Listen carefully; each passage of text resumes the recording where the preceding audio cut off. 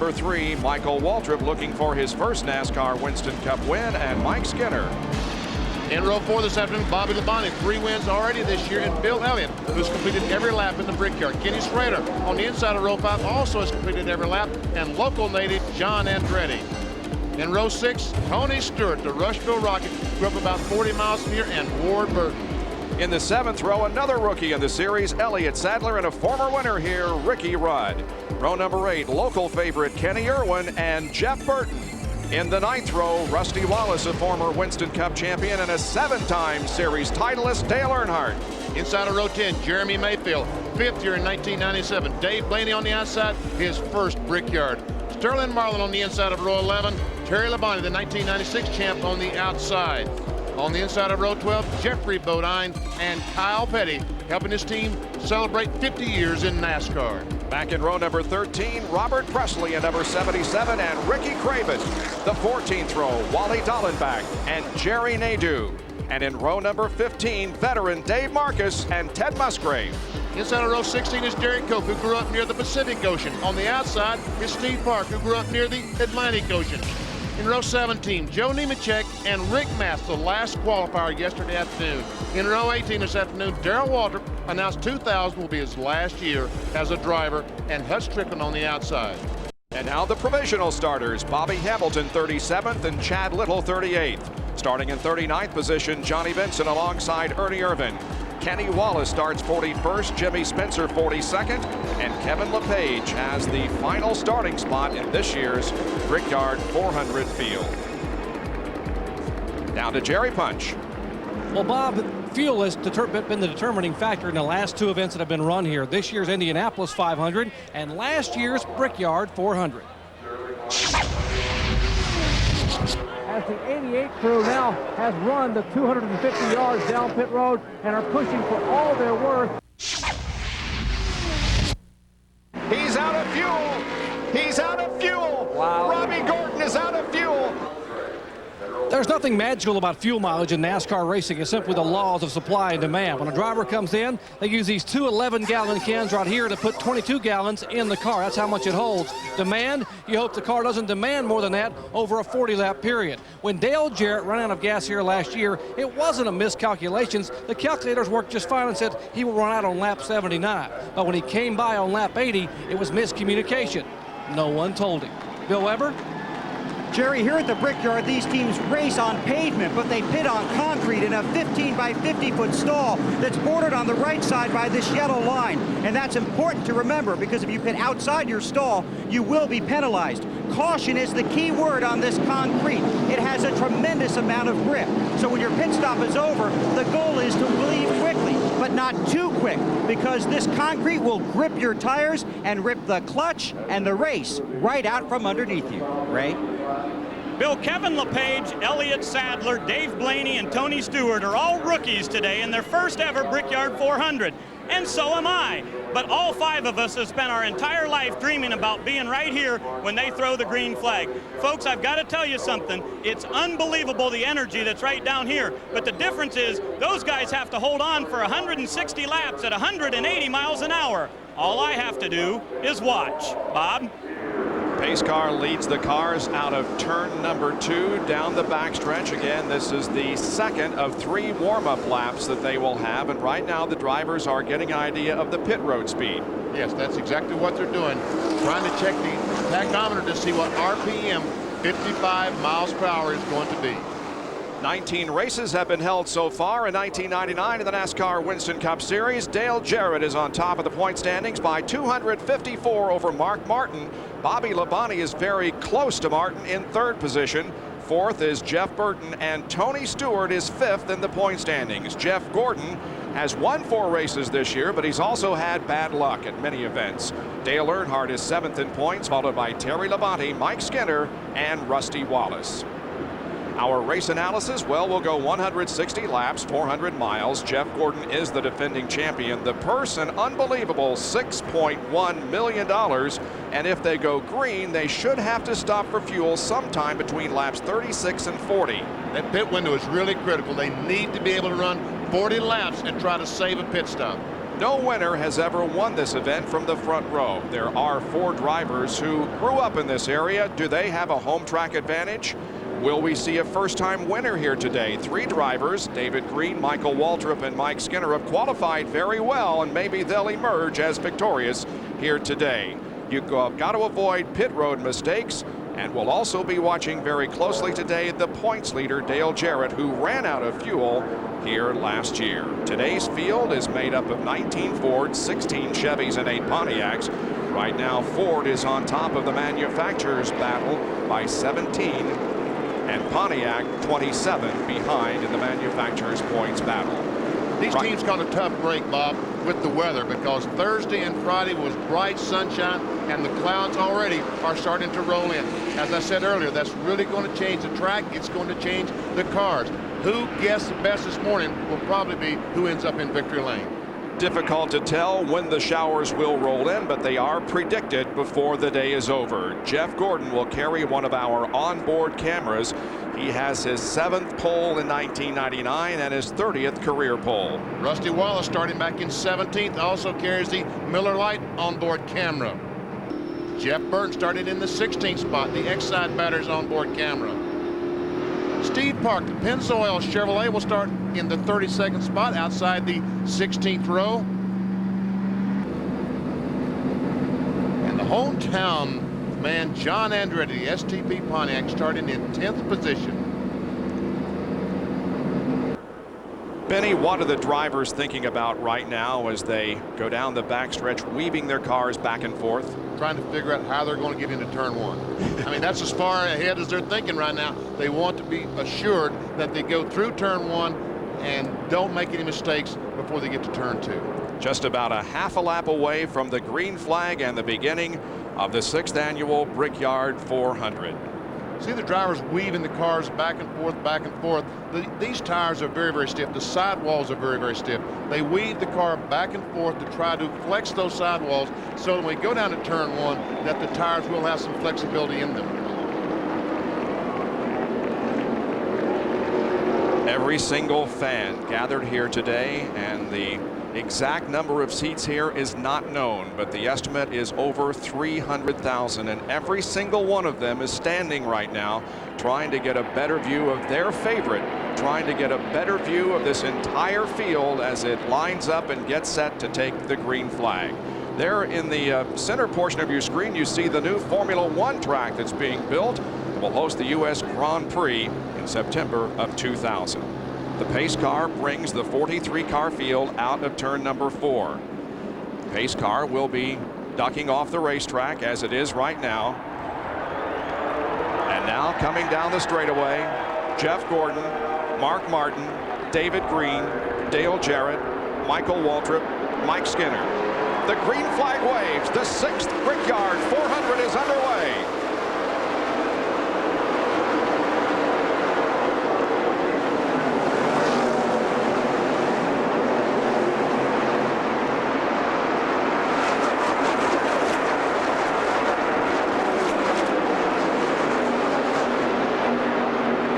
The 2nd corner down the backstretch, Mark Martin from his outside front row starting position has grabbed the lead away from Jeff Gordon. Side-by-side battle as Michael Waltrip and Mike Skinner run side-by-side. Bobby Labonte right there also. Into turn number 3 they go.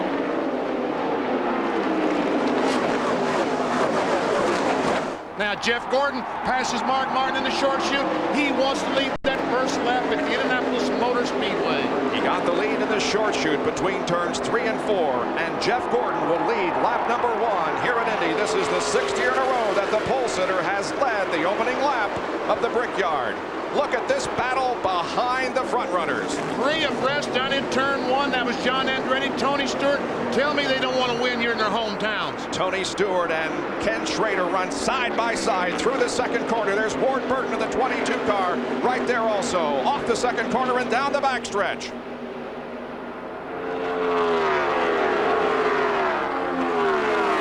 Schrader losing spot after spot as Ward Burton, Bill Elliott hook up and really literally push each other down the backstretch.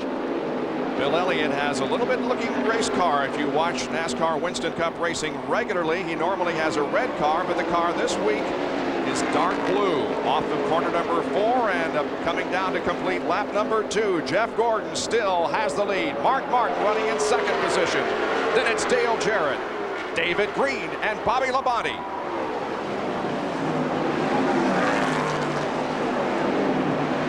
Well, we thought that maybe Mark Martin was going to lead that first lap, but Benny, he got a little sideways there in the corner. Getting down in turn 3, Jeff Gordon got up behind that Valvoline Ford and made that Ford loose. And when he wiggled, he had to chase it up the hill. When he backed off the throttle, Jeff Gordon grabbed the spot away.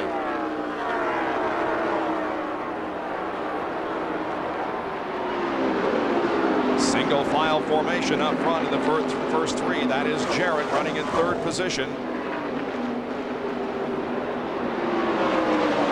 His first NASCAR Winston Cup championship, and he has a rather substantial lead here as we enter this 20th race of 1999. Here's a good 3-car battle. That's David Green in the 41, Bobby Labonte right behind him, and Mike Skinner.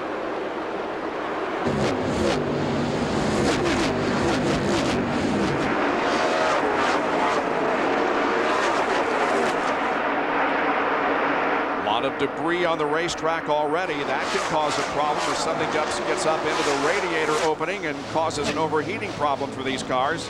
Hot dog wrappers have caused, whoever talked about the small pieces, hot dog wrappers have caused many a race car to fall out of the race because of overheating problems. Bobby Labonte taking the position away from David Green, and now here comes Mike Skinner up to try to pass David in the middle of the corner, and he does so. Now John Andretti in the 43 car will come to the inside and try to put David Green back another position. But up front, it is Jeff Gordon, Mark Martin, Dale Jarrett, Bobby Labonte, and Mike Skinner. Those are your top 5 after 3 of 100. Bob Jenkins, Benny Parsons, Jerry Punch, Bill Weber, and Ray Dunlap with you here on ABC's Wide World of Sports for the Brickyard 400. Mark Martin has taken the lead from Jeff Gordon to become our second leader of the day. Here's how it happened. Mark comes off the second corner, just gets terrific position and accelerates right by the 24 car. A great corner by Mark Martin. Down to Jerry Punch. Well, just a lap ago, Mark Martin radioed the crew and said, guys, we guessed correctly. They began the day with the car a little bit loose. Historically, here at Indianapolis Motor Speedway, this track tightens up throughout the afternoon.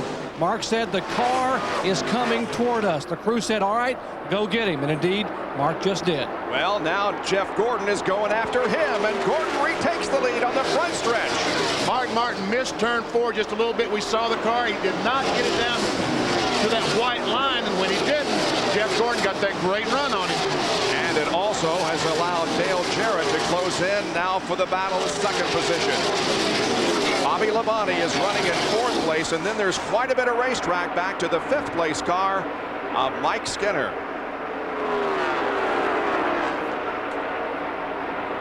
I'm sorry, Bob, but Bobby Labonte, the green car, he's the guy that's made up the ground. He was several car lengths behind, and we see now he's only about 8 or 10.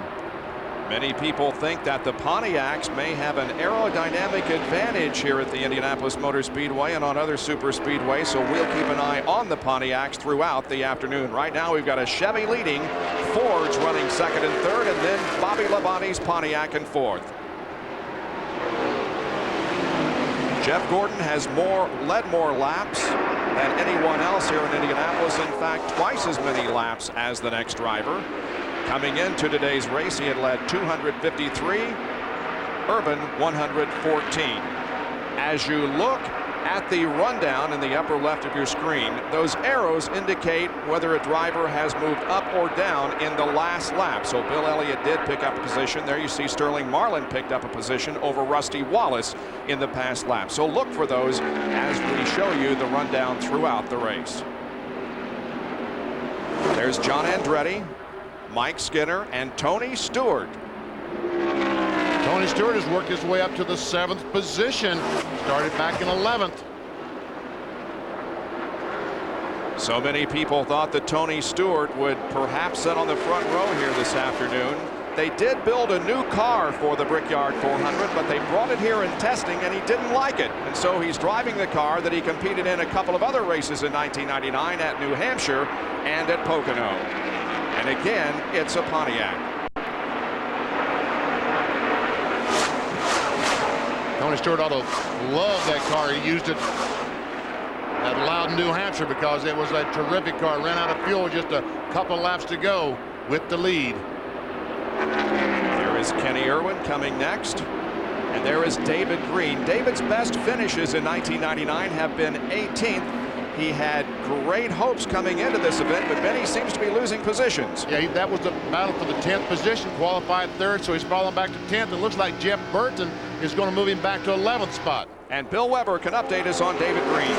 Well, he was thrilled with his qualifying run, but he told me before the race the car has not been very good since then. The early plan was to try and follow Gordon at the start of the race, but he has told his crew his car is just too tight. He has slipped from 3rd to 10th and is under pressure to hold that position. Indeed he is. Both Ward Burton and Jeff Burton have gotten around him in the last lap, and so David Green is falling back from his 3rd starting position. He's already now back to 12th spot. On board with Jeff Burton as he looks ahead to his brother Ward. This is the battle of Burtons.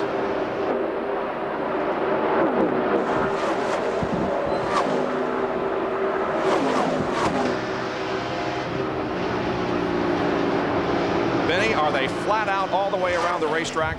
No, they back off going into 1, 2, 3, and 4. And pretty heavy braking down in 1 and 3, I would think. Because, Bob, these cars are running 200 miles per hour, 3,400-pound stock cars with a like 11-inch tire. They've got to slow them down to be able to make these corners here at the Indianapolis Motor Speedway. 9th and 10th position here. Ward Burton up ahead of Jeff Burton as Jeff Gordon now leads the Brickyard 400 over Mark Martin and Dale Jarrett. We'll return with more coverage after these messages and a word from our ABC stations. Welcome back to ABC's live coverage of the Brickyard 400 from the Indianapolis Motor Speedway. Jeff Gordon leads over Dale Jarrett, Mark Martin, and Bobby Labonte. And we'll see Dale Jarrett getting closer and closer to Jeff Gordon. Right now it appears that Dale Jarrett and possibly Bobby Labonte would be the 2 fastest cars in the top 6. Well, that last lap, by far, Dale Jarrett was the fastest at 167.1. Ray Dunlap has an update on the run by Kenny Irwin, who's 8th. Unbelievable, Bob. These guys started back in 15. Now, Kenny is driving a car that they won the pole with at Texas, but I talked to him earlier, and he said in happy hour this car was terrible, but the changing weather conditions has brought the car to this team, and they may be the fastest on the racetrack. Now to Bill Weber. Rusty Wallace has had a handling problem with his race car ever since qualifying. He said guesswork and guts got him to where he was on the starting grid, but now his race car is tight. He's battling with Dale Earnhardt on the track. Earnhardt is 16th, Rusty is 17th. Earnhardt's car is also tight. Jarrett. And a moment ago, I told you that Mark Martin said his car was coming in. Well, not anymore. He radioed and said, loose, very loose and getting looser. He was talking about an air pressure change, and he said, no, I've changed my mind. We're just going to put some bite on our first stop. He is dropping back a little bit to 2nd and 1st place, Jarrett and Gordon. The interval almost 3/4 of a second between the leader and 3rd place, Mark Martin. Bobby Labonte back there in the 4th spot. And again, last lap, the fastest car on the racetrack was Dale Jarrett at 166.9 miles an hour. The leader, Gordon, ran 166.5.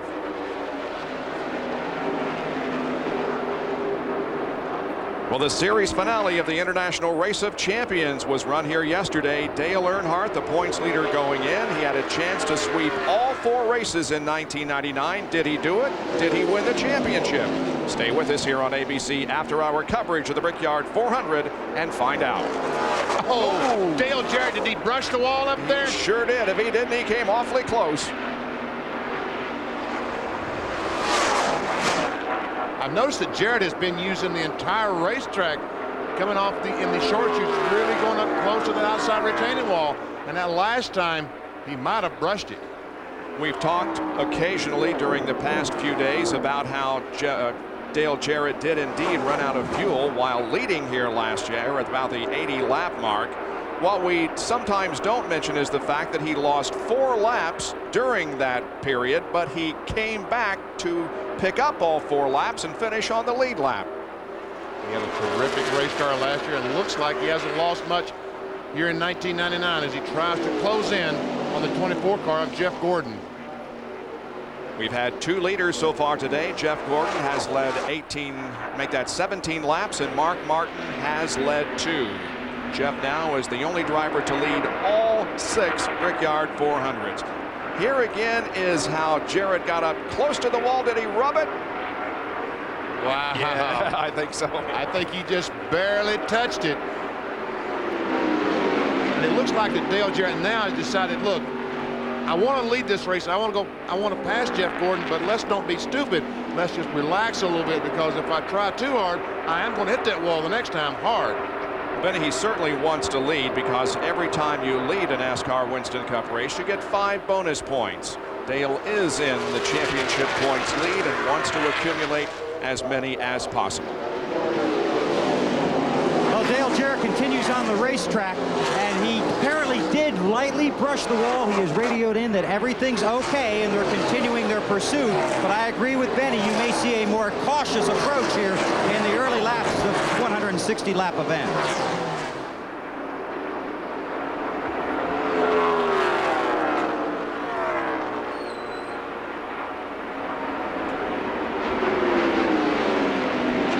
Close the interval from over a half second down to 3/10 of a second behind Jeff Gordon.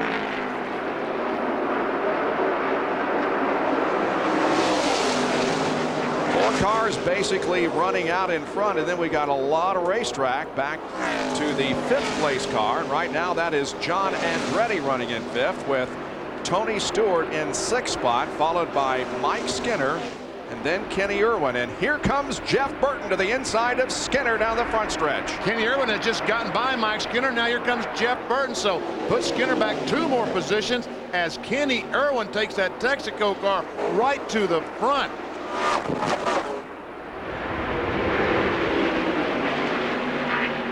In our story rundown, Kenny Irwin was one of those hometown favorites that we talked to you about, and would like so much to record his first NASCAR Winston Cup win here in front of the hometown crowd, as Jeff Gordon did in 1994.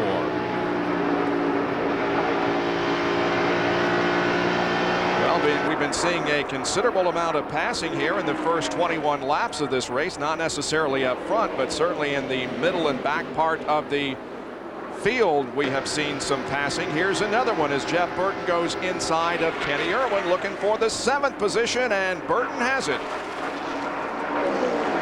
We asked several drivers before the race started, how long does it take to set up a pass here at Indy? Oh, it can take you, several laps. This is one of the toughest places on the circuit to pass, but it's also one of the toughest places to lead. When a car gets up behind you when you're leading, usually gets you loose, but when you're behind that car, you lose the air off the front of the car and get a big push. So there's a lot that goes into trying to set up a pass, and it takes getting through the middle of the corner good and having a lot of straightaway speed, and hope that you got some good horsepower under the hood also. When you get towards the front with good race cars that are racing for the lead, it takes you a while to make a pass. You have to see where you're better than someone else and getting them set up so that you can make that pass. So it can take as much as 5-10 laps sometimes with a really good car. Well, the bottom line is you just do your best not to ever hit anybody. And if you're behind a guy and you can't pass him, it's just because you're not fast enough, and you need to figure a way to try to pass him. Don't force the issue. Just wait for it to come to you. When you start trying to force the issue, that's when problems come. Depends on how slow the guy's going in front of you. If he's not going very slow at all, it might take all day. I mean, it just depends. Each situation's different, but to catch a guy and you can catch him right, you can do it when you get there. If you don't, sometimes you got to set him up for a lap or so. And that's right, you have to set him up for a lap or so. Bobby Labonte was making a great charge and closed in on these guys. Now it looks like that Labonte is losing some ground with his first 3 cars. Continues to run in the 4th position, however, as Gordon, Jarrett, and Martin have been running in this order for the last several laps. 24 have been completed here at the 6th annual Brickyard 400 at the Indianapolis Motor Speedway. 160 will make up the distance here this afternoon. We'll take a commercial break and be back with more live coverage. It's Gordon, Jarrett, Martin, Labonte, and Stewart.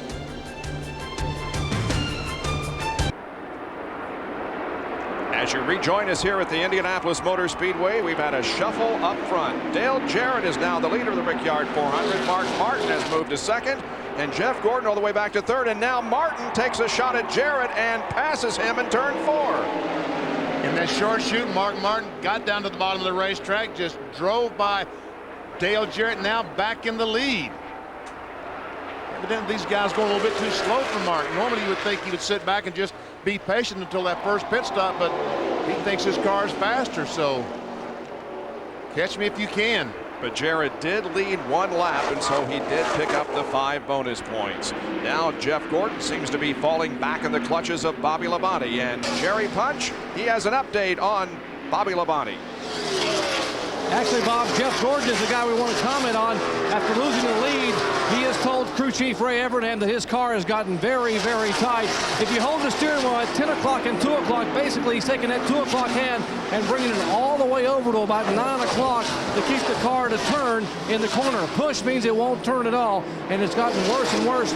They will make an air pressure adjustment on their first pit stop around lap 40. And so far, the sun is still out. There's supposed to be some clouds moving in here. When that look at Jeff Gordon. Now he doesn't like that Pontiac behind him, so he decides he'll move over, let Bobby Labonte go by, rather than have the car back there trying to make the car loose as well as pushing at the same time. That's the worst condition a race car driver can have, is a push and the back end one to come out at the same time. So Gordon falls back into 4th position right now as Mark Martin has the lead. And this is the 3rd time that Mark Martin has led in a Brickyard 400. He led 1 lap last year and 19 in 1996. It's the 16th race that he has led in 1999.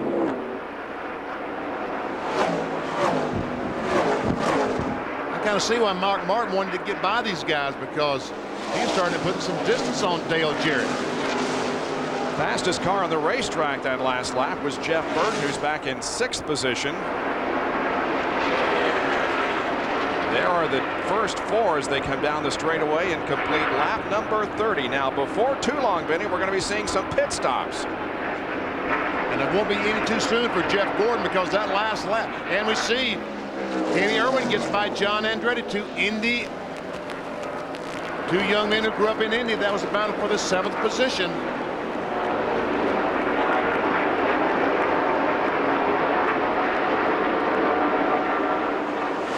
Andretti says, I want the prestige of being in front of you, in front of these Indiana fans. Now the backstretch side by side. John Andretti will try to retake the position from Kenny Irwin and do so as he cuts low into turn 3.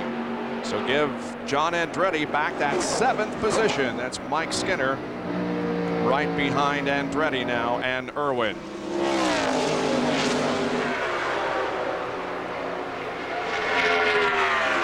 The 30th anniversary of Monday Night Football kicks off with the annual Hall of Fame game featuring the Cleveland Browns taking on the Dallas Cowboys. That's at 8 o'clock Monday night from Canton, Ohio. It's time to log on Monday nights again to follow all of the NFL action. Monday Night Football is online at ESPN.com, part of the Go Network. Well, these guys have got themselves a battle going, don't they? It was first Andretti, and here comes Skinner. He says, I want to play with these guys. He was trailing Irwin and Andretti a little bit, but when they started battling side by side, it allowed Mike to move up, and now he joins this 3-car battle for 7th, 8th, and 9th position. That's exactly right. As much fun it was for Andretti and Irwin as much fun as it was for us watching it, it in fact slowed both those cars down, allowed Skinner to catch them, and allowed the leaders to pull even farther away. 4,742.5 miles of competition by John Andretti in both Indy cars and Brickyard coming into today's event. Now to Jerry Punch. Guys, ideally on fuel, you'd like to be able to make it to 40 laps. So you could pit on lap 40, lap 80, lap 120, and make this race ideally on 3 pit stops.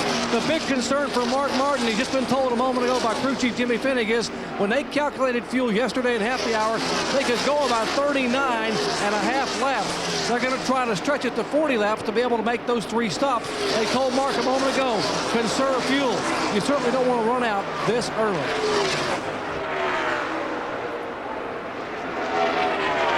Mark Martin with about a 1-second advantage now on Dale Jarrett, with Bobby Labonte, Jeff Gordon, and Tony Stewart the top 5.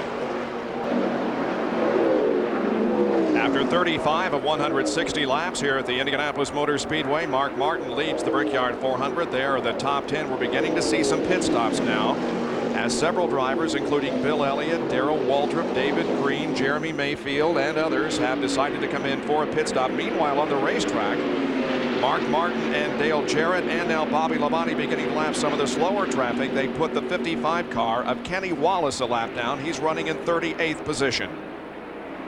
So far, he is the only car to be lapped on the racetrack. The other cars have made pit stops, the reason their laps down. And we anticipate pit stops now by the front runners before too long. Rusty Wallace is making a pit stop as we see Jeff Gordon really struggling out there at the moment, Benny. He's going to really want to make some major changes during this pit stop. Yes, he is, because he had run 165, 166 mile per hour for so long, and now he's down to 163. And here he comes down pit road, and he says, good gracious, not a minute too soon.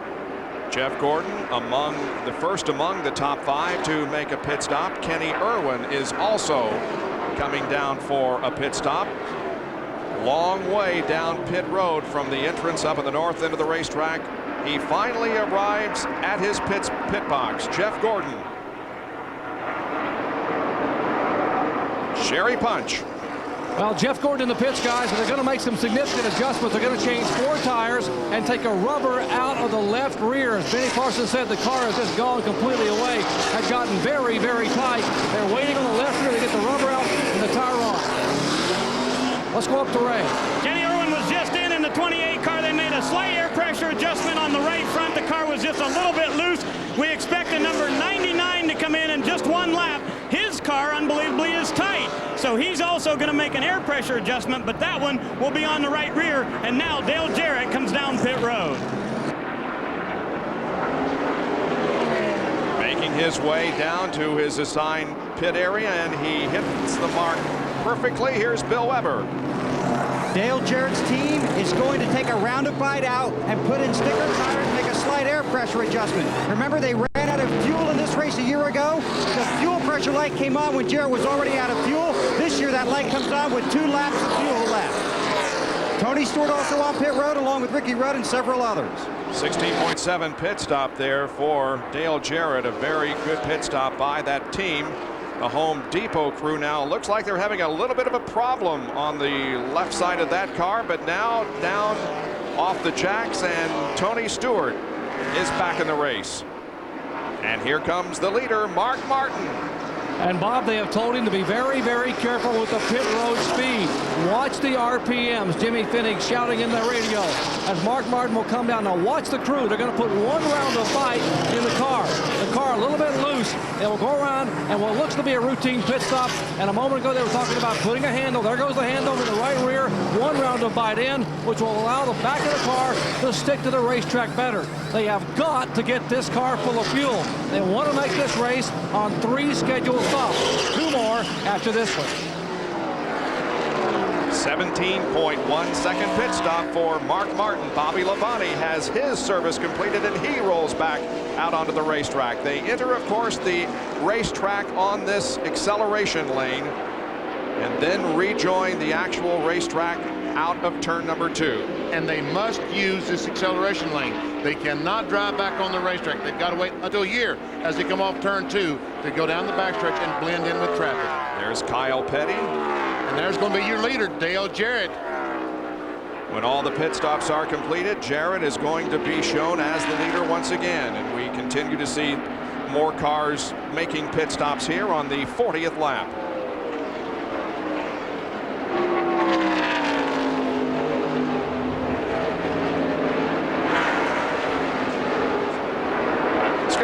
Dunlap with an update from pit road. Well, Bob, both the Robert Yates teams, Dale Jarrett and Kenny Irwin, have a brand new fuel pickup in their race car and a brand new fuel warning light. They've tested it all week here in Indianapolis. We've told you about what's happened to DJ here before.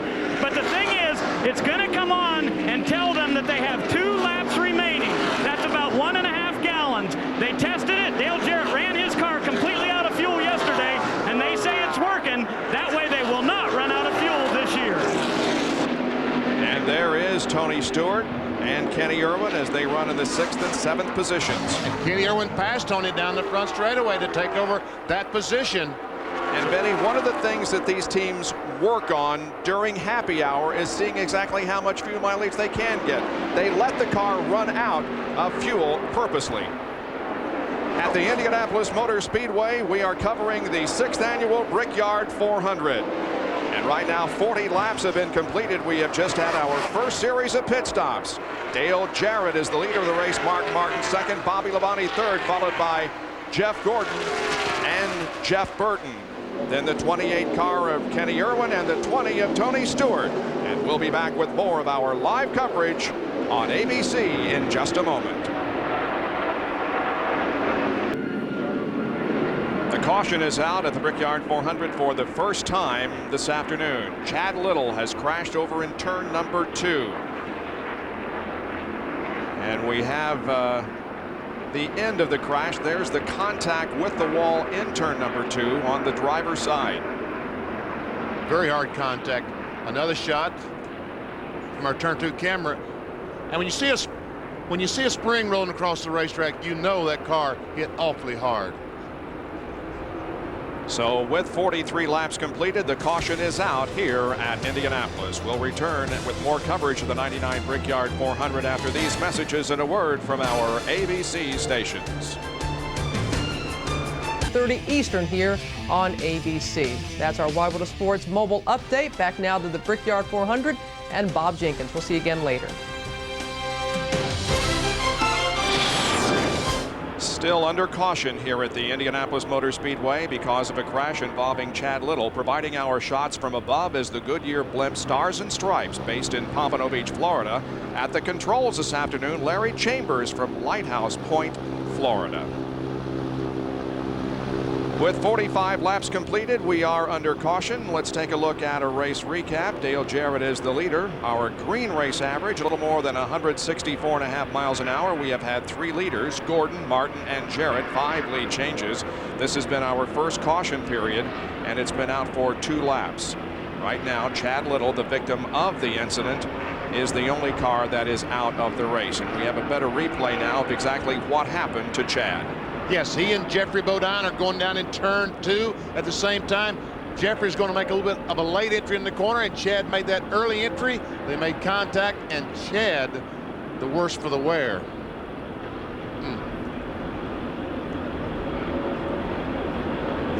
Made hard contact with that wall in turn number 2. Well, the Tampa Bay Mutiny and the DC United will play at 2 o'clock Eastern time tomorrow. This Eastern Conference matchup comes your way on ABC live at 2 o'clock tomorrow afternoon. Well, we haven't seen very many pit stops during this caution period. Of course, they just pitted before the caution occurred, and so nobody taking advantage, at least up front, of this opportunity. There's Rusty Wallace. He's back in the 13th position. Miller Lite Ford Taurus. Let's get out of Jerry Punch. We mentioned when Jeff Gordon came in, he actually pitted about 3 laps earlier than they could have on fuel. They pitted purely for chassis. As Benny Parsons said, the car was going away and getting very, very tight. Now, they took that rubber out of the left rear to try to free the car up coming off the corner. What it did, though, was free the car up in the middle of the corner, exactly where they don't need the car to be any looser, where he gets back on the throttle. Jeff said the car's still tight coming off, and Ray said, don't worry, be patient. Our next stop, we'll free it up coming off, and you can use that motor. On board with Steve Park, who is in 18th position. Jeff Gordon is 4th in the lineup as we get set for the restart of this race. The cars that are off the lead lap will line up to the inside. And we see about 5 or 6 cars that will do so. And that's one reason that Dale Jarrett was able to get those 4 laps back last year. He would pass the leader, the caution flag come out. He would come back on the inside, pass the leader, the caution flag came out. It happened 4 times. If he had to start at the end of these lines to pass all these cars, it would be impossible to get back much more than a lap. Pace car pulls off the racetrack. We're set to go back to racing. Green flag comes out at the conclusion of lap number 47. On lap 48, Jarrett up front with Martin, Bobby Labonte, and Jeff Gordon. Jeff Burton running back there in 5th position, then Irwin and Stewart. And they go 2 by 2 through the corner. And Ted Musgrave made a pit stop, put on some fresh tires. He just blows by the leader, Dale Jarrett, trying to get back in the lead lap. Musgrave in the 75 car. What's DJ weaving back and forth? You think he thinks maybe a tire is flat? He was weaving the car back and forth, trying to check and see if he had a flat tire, I believe. Oh, he hit the wall, didn't he? Well, he hangs on to the lead. Let's see if Mark Martin makes a run on him down the front straightaway. Looks like he's got good momentum build up, but he will not take a shot at Jarrett. Dale remains in the lead. Jarrett scraped the wall earlier in the race. May have again that last lap. Bill Weber has a report from his pit. No concern here in Dale Jarrett's pit. Certainly watching very closely, but at this point, no concern about the way his car is handling.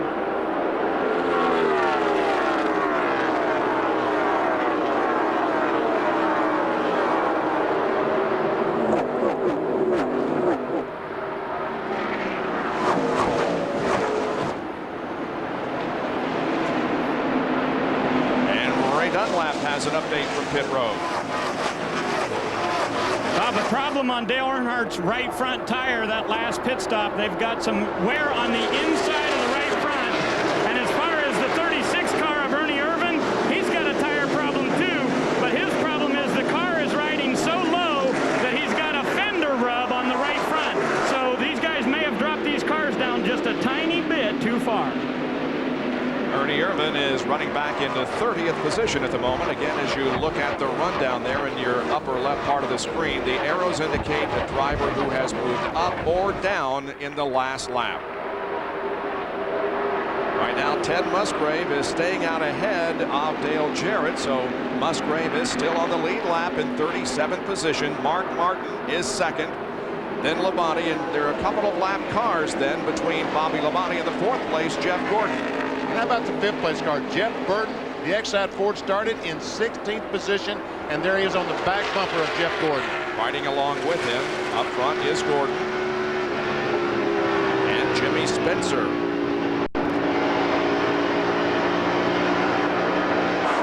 Jeff Gordon in recent races has had a struggle to qualify for events. He's taken a provisional in 2 of the last 5 races. But that certainly is no indication of how this car competes, because once the race starts, he goes to the front. You see Jeff Gordon going to the inside of another lap car. That one of Darrell Waltrip. Waltrip announcing earlier this week that next year will be his final year of NASCAR Winston Cup competition, the farewell tour. There is Tony Stewart as we look back to him from Jeff Burton's perspective. Tony Stewart running in 6-5.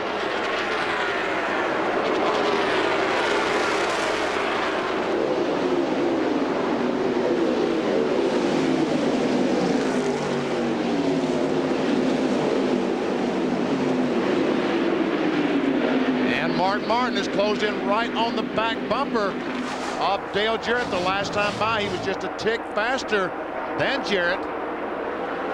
We have good news from the infield care center where Chad Little has been observed and he has been released uninjured. That's good news because he took a hard shot when he crashed in turn number 2. Man, DJ is using all the racetrack, isn't he? It's like he's going to hit the wall every time he goes off 2 and 1 and 3 across the short chute. the leader is setting a pace of about 169.6 miles an hour. Here's John Andretti dropping to the inside of the racetrack and running alongside Mike Skinner. And that's for the 9th position.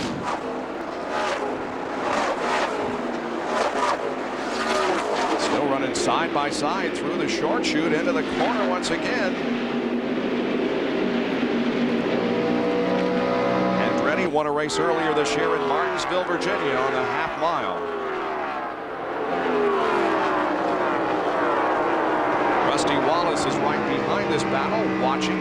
That's Jeremy Mayfield, his teammate, right up ahead, and then Andretti and Skinner.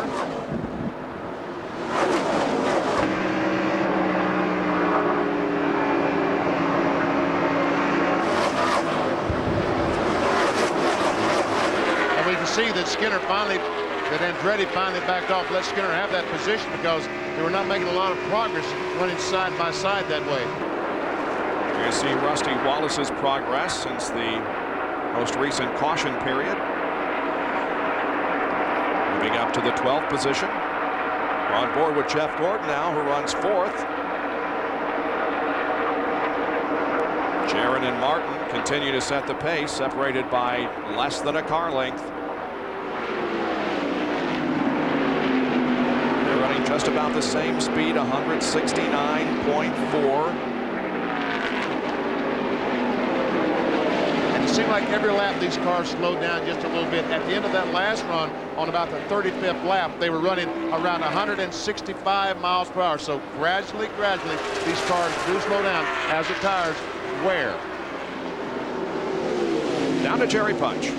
Well, they unload the remains of Chad Little's John Deere Ford behind us. And Chad, fortunately, you're okay. What happened out there? Yeah, I'm fine. Thanks, Dr. Punch. I got hit by Bodine coming out of turn 1 initially, and then, we made contact again going into turn 2, and it's, really uncalled for. Early in the race, you can't make contact going into corners.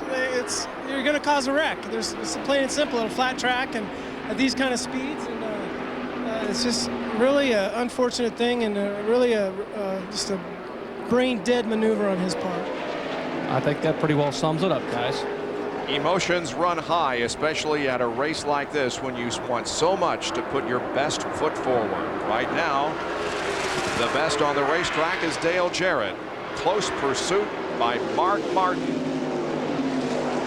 I'll tell you what, if DJ gives him just a half a chance, just a little bit of an opening, he'll stick that number 6 Ford Taurus in there. But so far, he can't find that opening. And that time, he made a little bit of a late exit off the corner and lost some time to Dale Jarrett. 55 of 160 laps completed in the Brickyard 400. We'll be right back. Happy to be here at the Indianapolis Motor Speedway for live coverage of the Brickyard 400. Dale Jarrett continues to lead. Mark Martin running in second, followed by Bobby Labonte, Jeff Burton, and Jeff Gordon. Burton took over that 4th position just a couple of laps ago. And here's a good battle on the racetrack. Kenny Irwin and Ward Burton have been going at it for the last several laps. First one will be in 7th position, and then the other right now, Ward is.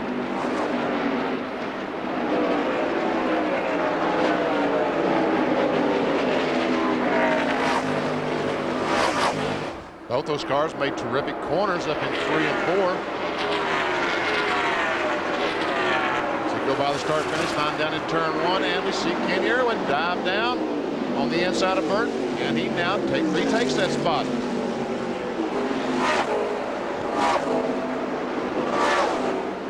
But Ward Burton has a good run through the short chute. Let's see what he does as they come off corner number 2 and go down the backstretch. He's going to go to the inside and try to take it back.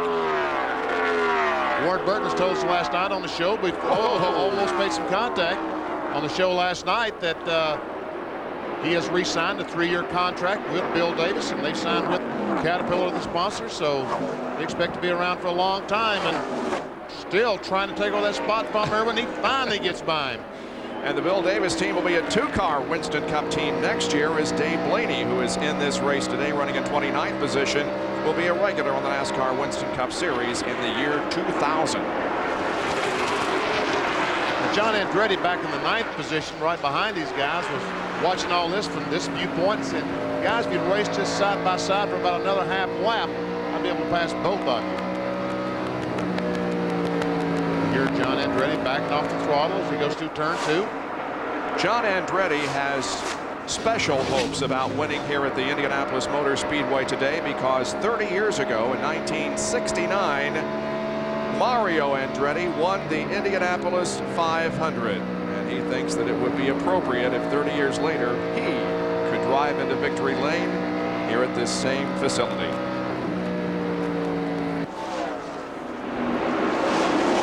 Now he closes in on Kenny Irvin as they come off the 4th corner. After watching this battle, looks like Darrell Waltrip's car is out of the race. He's being pushed down pit road back towards the garage area. There is Waltrip, whose pit crew is pushing the Route 66 Ford Taurus behind the wall. Waltrip sweated it out during 2nd round qualifying just to get into this race. Now it looks like it's going to be over here at about the 61st lap. This battle is going on back for the 7th, 8th, 9th position, about 10 seconds behind the leader, Dale Jarrett.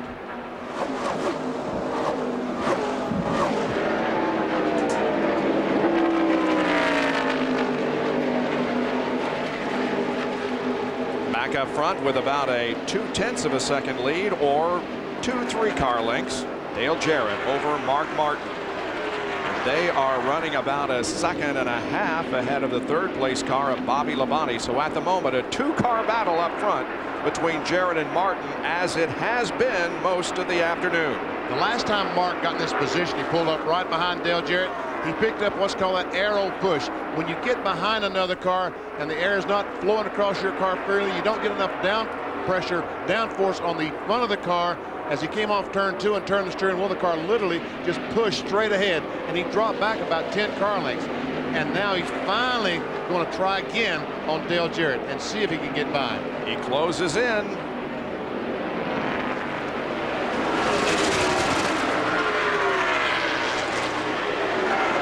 And passes going into the corner. He started to dive in and followed Dale Jarrett back in the corner, but then he realized that Jarrett had backed off thinking the Mark was on the inside, and then Mark took advantage of it and dove it down in turn 1 and took that spot away. Just a terrific battle up front. While that was going on, something else was going on between the 3 and the 12 car, Earnhardt and Jeremy Mayfield. Oh, some contact there at the end of the front stretch. Wow. That was going on back in the 12th and 13th positions. I'll tell you one thing, that's not a good place to be making contact going down in 1 and 3 at 200 miles per hour. So Mark Martin has gone back to the front of the Brickyard 400 field as 63 laps have been completed. It's been a great battle up front. So far, Dale Jarrett has led the most laps here this afternoon, 25. Jeff Gordon has led 24. And Mark Martin has been out at the front of the field for 15 laps. Jerry Punch is with Darrell Waltrip. Still sitting in the car, being pushed back to the garage area. DW, a short day for you. What happened? Something happened to the motor. I'm not sure. It started off terrible. The car was junk. Philippe made some great adjustments in the pits there under that caution, and the car was really going to be. I was right there behind Dale and them, and I think I could have passed them, and all of a sudden the motor just cut off. I wish it's that battery deal again, but I don't think it is. I think something more serious than that. But the Kmart car was coming around. I think we'd have been all right. We could have got back in the lead lap. Felt real good after we got some adjustments made. But we started this thing.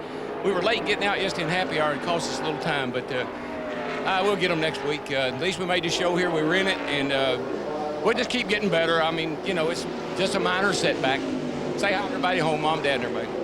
Well, Bob, Darrell Waltrip announced his retirement next year, so these early exits in these events here have to hurt. 772 starts, 84 wins, the most of any active driver, Darrell Waltrip.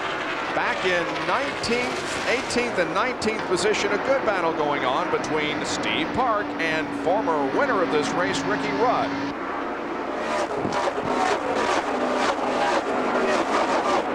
A lot of cars there, nose to tail, all the way from about 12th back to 20th position.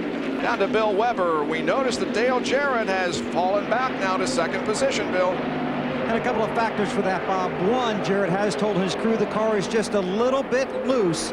And the other one is the fact that he was going to take it easy, but he has worked his way around Mark Martin. Apparently that car gets better the longer it's on the racetrack, because when he first went out after the earlier pit stops, he said the car was loose as well. It was loose a few laps ago. He has worked his way back around Mark. He is the race leader. And one thing to keep in mind, the next milestone for these race teams is lap 80. They want to try and get there on fuel. This team says they think they can. And that will be in 13 more laps. And just as I said, Jarrett was in second position. He made the move around Mark and went back to the front. But now Bobby Labonte becomes a player.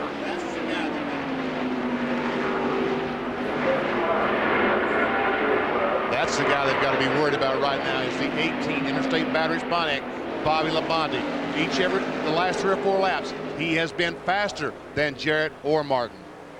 He has been the last couple of laps. Last lap, he ran a 166.1, but the fastest car on the racetrack last lap was Jeff Burton at 166.4. Here is how Dale Jarrett got the lead once again from Mark Martin. Well, that's terrific that he's able to do that off these corners. As I said, that arrow push really dictates how you're going to be able to get under someone off the corner. So Jarrett's car is obviously very, very good today. So can Dale Jarrett become a 2-time winner of the Brickyard 400? He leads right now with 67 laps completed at the Indianapolis Motor Speedway. Back at the Indianapolis Motor Speedway, our aerial views courtesy of the Goodyear Blimp Stars and Stripe. Based in Pompano Beach, Florida, there are currently 6 Goodyear blimps, 3 domestic, plus a 3-blimp international fleet. We appreciate their help in covering the Brickyard 400. On the racetrack, the best battle is for the 6th position, Kenny Irwin and Tony Stewart. The Brickyard 400 is 71 laps old. Dale Jarrett has a 1-second lead over Mark Martin, followed by Bobby Labonte, Jeff Burton, Jeff Gordon. Then this battle between Kenny Irwin and Tony Stewart. Indiana drivers at the moment are running 5th, 6th, 7th, and 8th. And you're watching 2 of them right now. And there's a 3rd, John Andretti.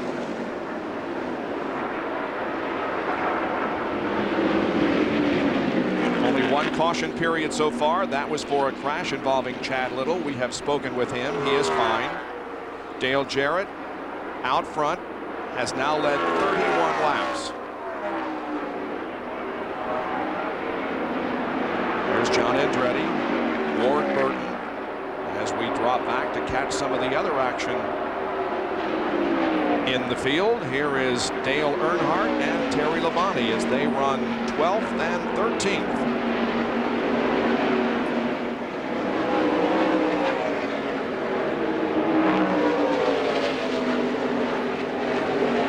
Remember in 1995 we had rain most of the morning and early afternoon here in Indianapolis.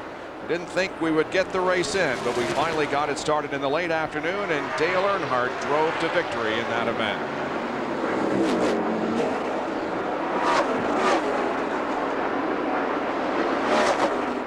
As we watch this great battle going on between Earnhardt and Terry Labonte, David Green, the Kodiak Chevrolet. Oh, and Kyle Petty once again in that wall hard. I tell you, these Indianapolis walls have not been too kind to Kyle Petty. Trying to get the car slowed down and keep it from contacting the wall again. No steering on the car and some flame there at the front end. He probably has knocked the fuel pump off the car. It sits on the right side, and Kyle obviously is well enough to jump out of the car. But he's not very well. Looking. Let me go sit down. Man.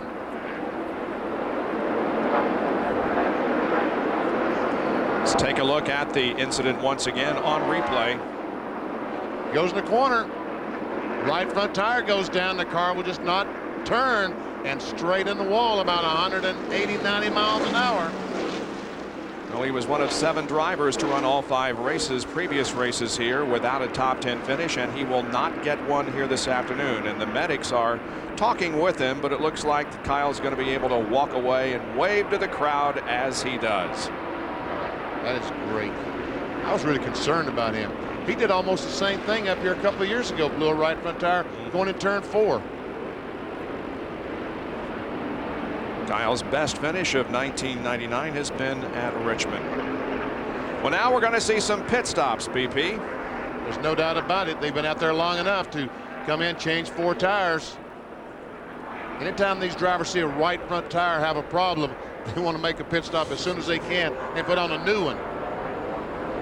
Pit road is closed until the pack is formed behind the pace car. It is now, and so we should see NASCAR official waving a green flag indicating that the pits are open.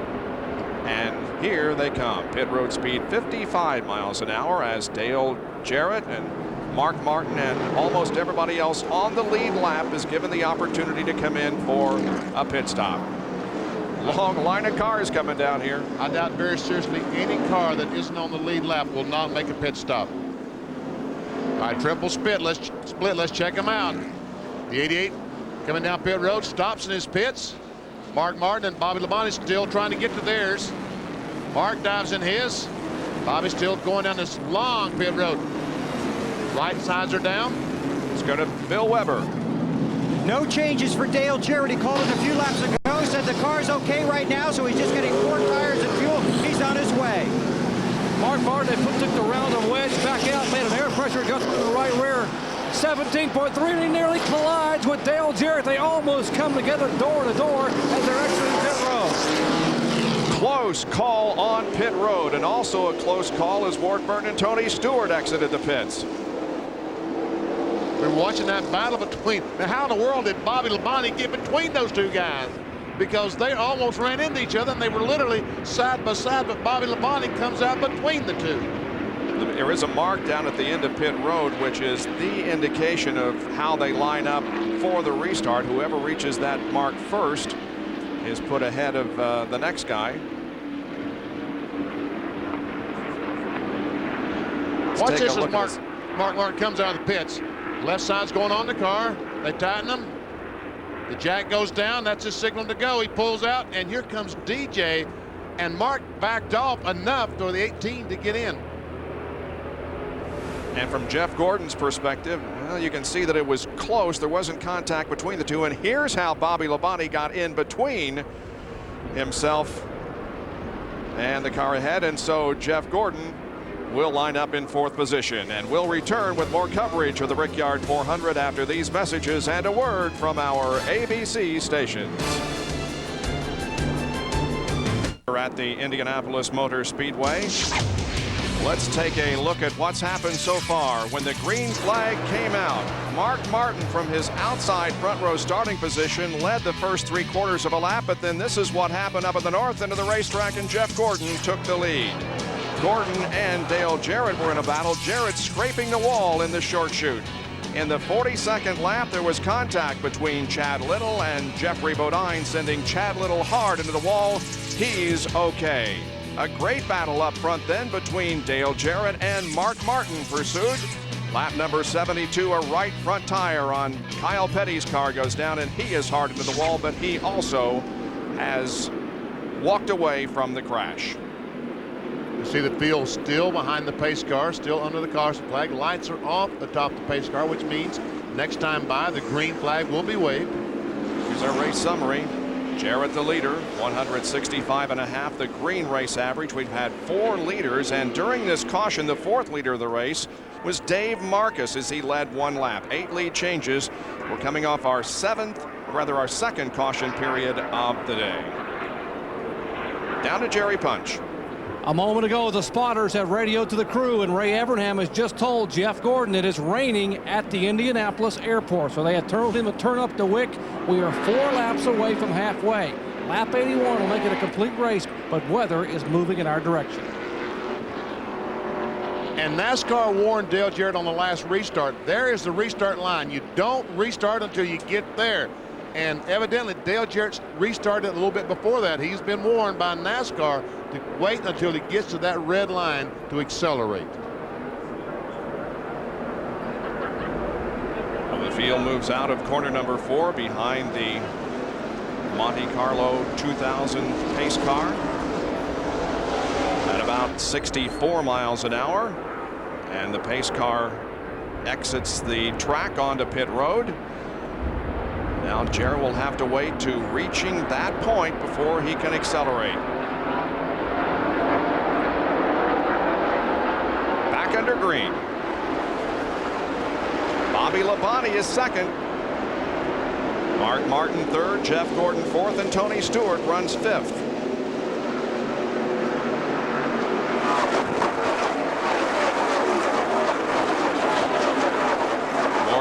Kenny Irwin, John Andretti, Dale Earnhardt, and Jeff Burton are the top 10. There are a couple of lap cars between second and third. And now we'll see if Bobby Labonte can take the lead for the first time this afternoon. At the end of the backstretch, can't make the move.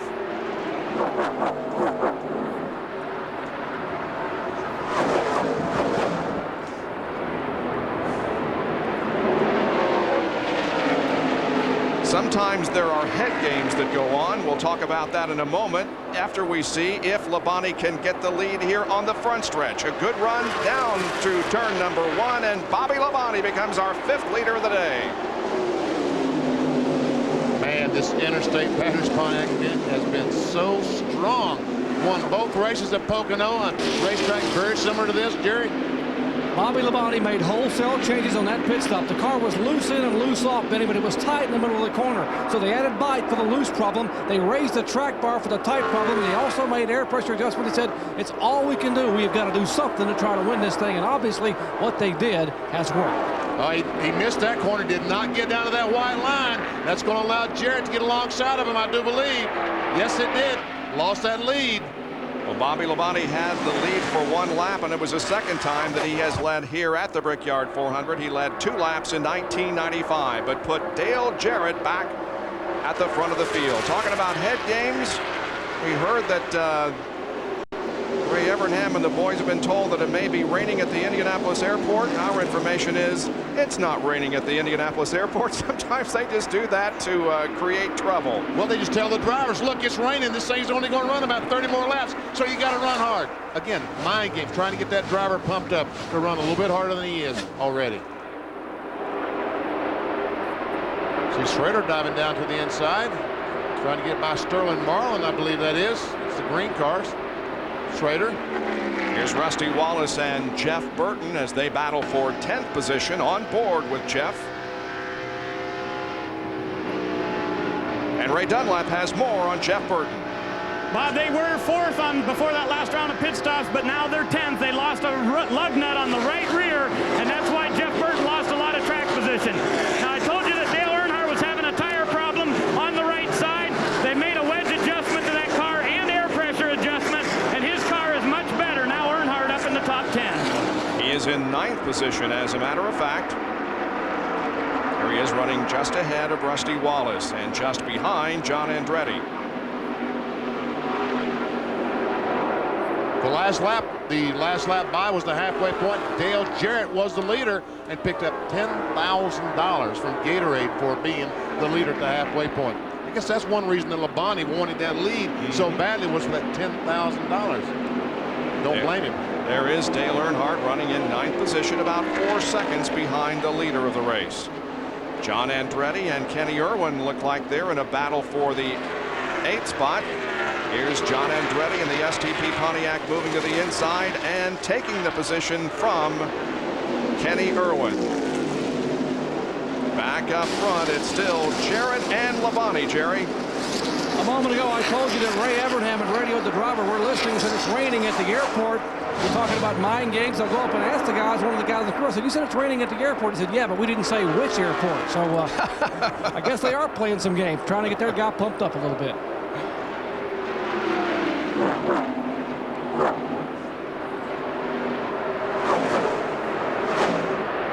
We can see these front 2 is pulled away from Martin Martin by 1.25 seconds. Jeff Gordon is 2.5 seconds back in 4th position.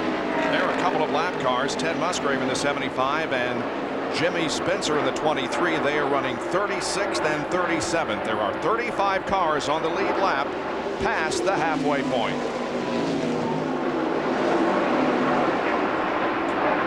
There you see these cars going through the corner. When you see these cars go through and they don't get down below that white line, they're not going to make a very good corner. 82 lap. Back at the Indianapolis Motor Speedway, where Dale Jarrett leads the Brickyard 400 over Bobby Labonte, Mark Martin, and Jeff Gordon. Here comes Ward Burton and Tony Stewart. They complete the top 6. There's Dale Earnhardt and Jeff Burton, who are running in the 7th and 8th positions. That 23 car of Jimmy Spencer is not on the lead lap. He's back in 36th. Oh, there we see Spencer. Got a little bit loose coming off the corner, and up the hill he goes. And Earnhardt and Burton goes by. Now we see Rusty Wallace going by as well. Wallace is in 9th position. The drivers keep talking about this as a momentum racetrack. You've got to keep the car moving. And Jimmy Spencer, a classic example of that. He backed off the throttle because he got a little bit loose and must have lost 25 car lengths to these cars. There is Tony Stewart, who is in 6th position at the moment. Now, a few laps ago, he made an awesome move down the front straightaway here. It was actually to get by a couple of lap cars, Jimmy Spencer and Ted Musgrave, but he took the car all the way to the inside on the front straightaway to get by those two. At that point, Ward Burton was behind him, but as you saw just a few moments ago, Ward is now back around him, and Tony is in 6th. What a move. See Spencer in the 75 car, Musgrave still battling. There we see Dale Earnhardt and Jeff Burton closing in on Tony Stewart for that 6th position.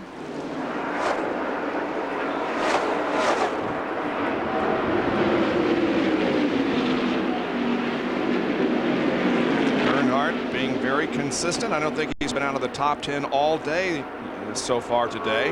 Remember in 1996, he came here injured from a wreck in Talladega and could not compete. Mike Skinner had to get into the car after he started it. And he told Jerry Punch and others it was probably the most difficult thing he ever had to do in a race car was get out of it and not compete in the Brickyard 400 in 1996. Jeff Burton, uncharacteristic of him, is having some problems getting around the corners. He usually is really, and right now he is struggling to get through the corners. Jerry Punch is standing by with Kyle Petty, who crashed not too long ago. The second driver today to take one heck of a lick. Kyle, first of all, you're okay? Yeah. I like to tell Adam and Austin, Montgomery, Lee, and Patty I'm okay. My radio got knocked out. Caught on fire. Evidently, when I came off the corner, I ran over something, cut a tire. And I didn't blow a tire. I blew a tire up here before, but I didn't blow a tire. I just ran over something, cut it. When I got to the corner, I didn't have anything. And it came off. It broke the brake line off. It caught on fire. Came up through the tunnel, and I couldn't breathe. Burnt my hat. See the inside of my hat here. This is Smash Mouth signed my hat here. The lead singer from Smash Mouth, he was here, so it's my favorite hat right now. But it's been one of those days, man. Been one of those weeks. At least I qualified good, but didn't get to finish. Kyle Petty out at Indy. Best finish here at Indy, 13th in 1997, and his son crashed at Indianapolis Raceway Park in a Busch race last night. Tony Stewart's lost a couple of positions the last lap, as both Dale Earnhardt and Jeff Burton were able to get by. Yeah, Tony's struggling right now, trying to get around the race, and we'll see. Get a little bit loose in the middle of the corner. You have Burton trying to get on the inside of Earnhardt, can't quite make it. Had a good look down to the inside, but couldn't make the pass. Let's see what he does here on the backstretch. Meanwhile, Tony Stewart now falling into the clutches of Rusty Wallace, who runs in 9th spot. And Bill Weber told us that Rusty Wallace reported to his crew he might have some electrical problems in this Miller Lite Ford. And Benny, you'll remember they had a loose wire connected to the tach in the race in California. So Rusty there had to shut off all the electrical gauges. And they think that could be a similar problem now. He has shut off all the electric gauges, but he's still running. He finished 11th at California, running 9th now. Up front, it is still basically the same as it was a few laps ago. About a 2-car length lead for Dale Jarrett over Bobby Labonte. And then about a 1.5 seconds back of that duo, we find the 3rd place car of Mark Martin, the 4th place car of Jeff Gordon and the 5th place car of Ward Burton. 90 laps completed at the Indianapolis Motor Speedway in the 6th annual Brickyard 400. 3 o'clock Eastern Time, and for those of you just joining us, welcome to our live coverage of the Brickyard 400 here at the Indianapolis Motor Speedway. 93 of 160 laps completed. Dale Jarrett has the lead over Bobby Labonte, Mark Martin, Jeff Gordon, and Ward Burton. We have had 2 caution periods, 2 crashes, one involving Chad Little, the other Kyle Petty. Both drivers are okay. Weather definitely is a story here as clouds begin to move over, and in fact rain is predicted to move in sometime later this afternoon. Exactly when? Well, we're not exactly sure. Maybe Jerry can have us a better idea of when that's going to occur. Bob, this is the weather radar that most of the top teams are sending representatives down here to the NASCAR truck to look at. Right in the very middle of that dot, that is Indianapolis Motor Speedway. The circles you see around that is 50 nautical miles. The large green front with a lot of severe weather, the yellow and red in the middle of that, that is weather moving east-northeast. That is already into Lafayette, which is exactly 50 miles away and moving this way. The determining factor will be how fast it's moving, and if it stalls outside of Indianapolis, we may have an hour, we may have 2. Well, I understand the weather's moving about 25 miles an hour. Maybe it will go more north than east and miss us. We hope so. And here's a good battle. Jeff Burton finally gets on the inside of Dale Earnhardt. Can he beat him down in the corner? Looks like it. Now is Earnhardt going to go back under him? Let's see. This is for 6th place. Can't do it. Well, both of these guys competed in the IROC race here at the Indianapolis Motor Speedway yesterday, the 4th and final event of 1999. You'll be able to see coverage of it as soon as we're finished covering the Brickyard. Stay tuned at 4:30 Eastern for the 4th and final race of IROC 23. Jeff Burton now in 6th position.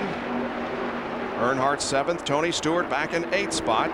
There's Tony, and behind him we have Rusty Wallace and the 58 car of Hut Strickland. Hut was running terrific. He had to make an unscheduled pit stop just a moment ago. He's now back in 34th position, a lap down. He had gotten up to 12th position from his 36th starting position. 33 cars remain on the lead lap. There's John Andretti running back in 11th spot on board the STP Pontiac. Well, let's check the stories that we talked about before the green flag drop. No winner has ever come from the front row here, and at the moment Dale Jarrett is at the lead. He did not start on the front row. Home track advantage. Well, the drivers are doing quite well from Indiana. The best, Jeff Gordon 4th. Tony Stewart is running in 8th position. David Green, Michael Waltrip started well. However, they have not been a contender during the race. Never seen John Andretti, the STP Pontiac. He is back in 11th position as he tries to chase down another Hoosier, Kenny Irwin.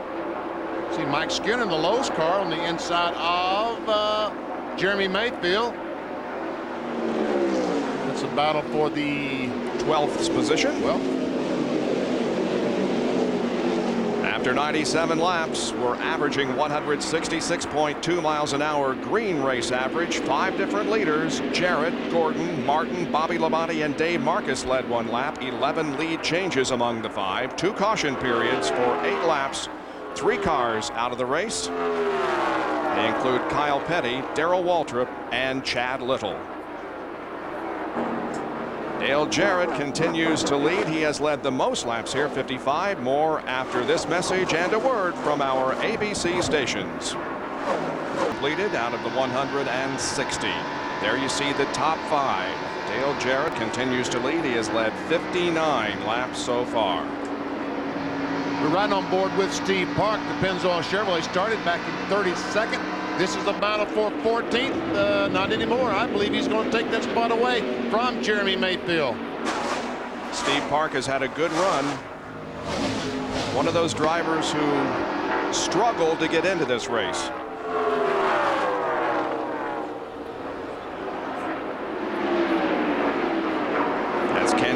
right behind Steve Park. He runs in 16th spot. Robert Presley, Wally Dolan back in the red car. Robert Presley in the blue cars. We see Steve Park finally gets position on the 12 car. Can he make it stick? Looks like he can. And Park goes up to 14th.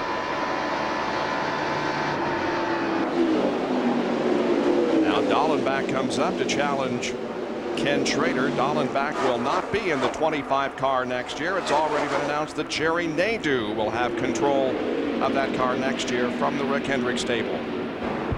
Tries to get to the inside of Schrader off the second corner. Down the backstretch they come. Sterling Marlin and Terry Labonte watching, and Dallenbach will move up to 16th. I see Terry Labonte going on the inside of Sterling Marlin.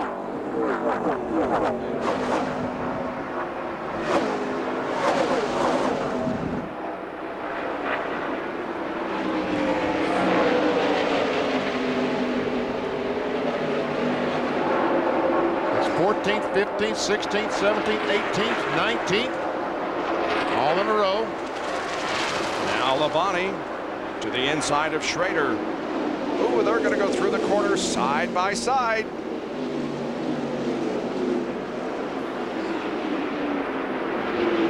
Schrader trying to hold him off, but Terry Labonte picks up the spot off corner number 2.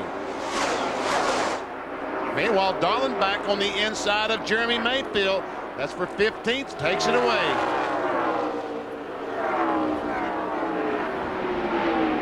And Schrader losing spots by the handful. 77 cars driven by Robert Presley. Jasper Engines Ford. Oh, and Jeremy, something is wrong with his car. It's way out of the groove, way up into the gray, and that's the danger area, but he saved it. If something is wrong with the car. He's down to the inside, and all these vehicles going by waving to the people. Looks like he might have lost a cylinder in that vehicle. Looks like there may be some smoke coming from it. The car definitely off song. So Jeremy Mayfield in trouble here at the 104 lap mark. More auto racing coming up on ABC tomorrow at 4 o'clock Eastern. It's the Tenneco Automotive Grand Prix of Detroit. And then next week on ESPN, it's the Miller Lite 200 for the Kart FedEx Championship Series at the Mid-Ohio Sports Car Course in Lexington, Ohio. Adrian Fernandez was injured in a crash yesterday in Detroit. He had a wrist injury and has been taken to a hospital here in Indianapolis. We understand that his injuries are not serious, and we wish him the best. He was unable to participate in yesterday's IROC race here at Indy. Boy, Jeremy has every sign of having lost a cylinder. Car just doesn't have any power. That's Ernie Irvan, who just passed him, moving up to the 23rd position. Ernie Irvan has certainly not performed as well here at the Indianapolis Motor Speedway so far today as he has in the past. The main performer, the best performer so far in this race has been Dale Jarrett, who continues to lead. We'll be right back.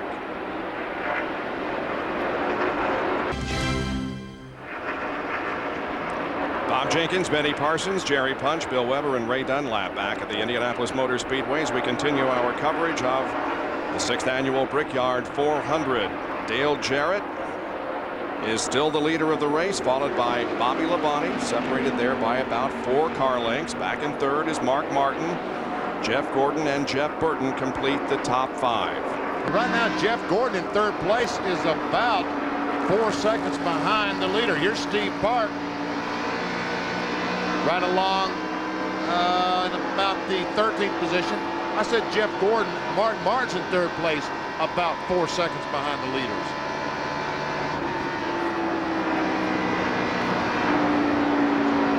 We should be seeing pit stops before too long again. The question right now is, can they go on just one more stop? Steve Park is having a good run. He has moved up to 13th position now in the Pennzoil Chevy. Trying to chase down Ricky Rudd in front of him. But another driver having a great run today. Boy, Skinner's car is really pushing. That 31 car, really pushing. There's a new innovation here at the Speedway. They put up these large Jumbotron signs to allow people sitting in the grandstands around the 2.5-mile oval to see what's going on in other portions of the track. Down to Ray Dunlap with a report on Jeff Burton. Well, Bob, in our pre-race show, we talked about fuel mileage an awful lot, and here's the situation for the 99 team. They've moved up from 10th to 5th in this pit stop, since the last pit stop, excuse me. It's now lap 111. They need to make it to lap 117 in order to go all the way if this thing would stay green. So they need 6 more laps before they have to pit. There's some cars that probably can do that, and there's some that can't. If this thing goes green the rest of the way, it looks like fuel mileage is going to be a situation. Cars starting to make pit stops now. And Jerry Punch can update us on Mark Martin. Well, Bob, unfortunately, Mark Martin is one of those who cannot make it on one more pit stop. They need to go to lap 117, just as Ray had commented on a moment ago, but they are planning to pit possibly next time by. The Valvoline crew already up on the wall with their helmets on. Mark just came by a moment ago and said, leave the chassis alone. Just tires on and let's get out of there. Very disappointed. You could hear it in his voice. They have to make at least one more stop to make it all the way.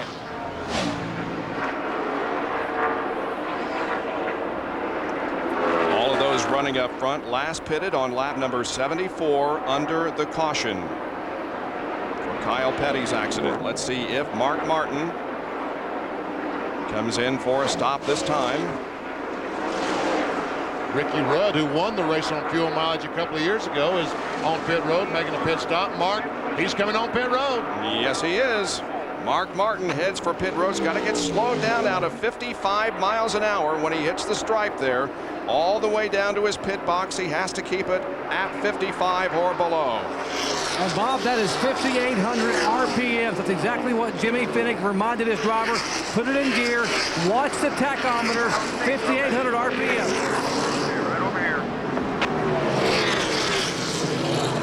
And remember, Mark will have to make one more stop, but they still have to get this very, very full of fuel. Sean Parker and the crew now will change right side tires. They will make no chassis adjustments. Once again, Mark had called off an air pressure change they were contemplating, and even a track bar change. Left side we're going as they wear the safety helmets, and Mark Martin, oh, it won't go. He's got to get it in gear. Now he gets it back in gear. 21.4 seconds down and away. Drivers do that a great deal of the time. Put the car in neutral when they come to stop and forget to put it back in gear before they try to take off.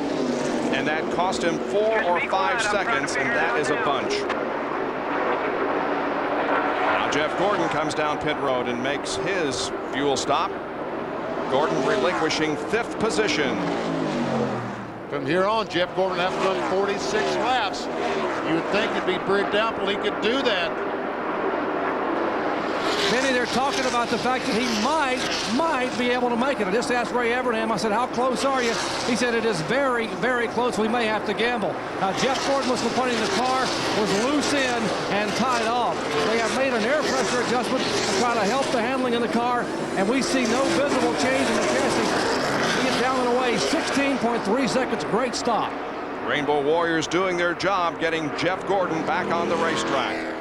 Wow, what a great pit stop. There comes the leader, Dale Jarrett and Bobby Labonte.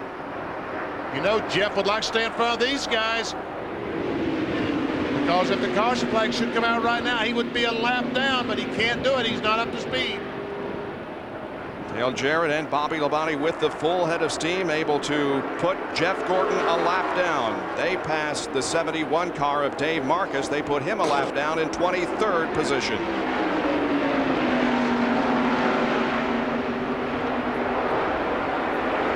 And we see what a few seconds in the pit stop can do, because Jeff Gordon was in front of Mark Martin. But now we see that Martin has repassed him as Bobby Labonte goes down and lets both these guys go by. I think they're going by. Mark Martin has the fresher tires, so does Jeff Gordon. So indeed, they will pass by Bobby Labonte, the second place car. And they'll go to the inside and also pass Dave Marcus. That is costing Bobby Labonte so much time to the leader. Dale Jarrett, look at the lead that Jarrett has on Labonte now.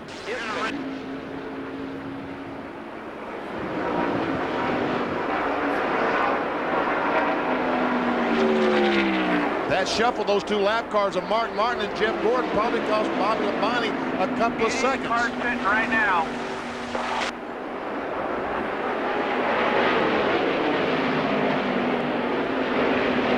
Let's see if Jarrett will make a pit stop now, and he will.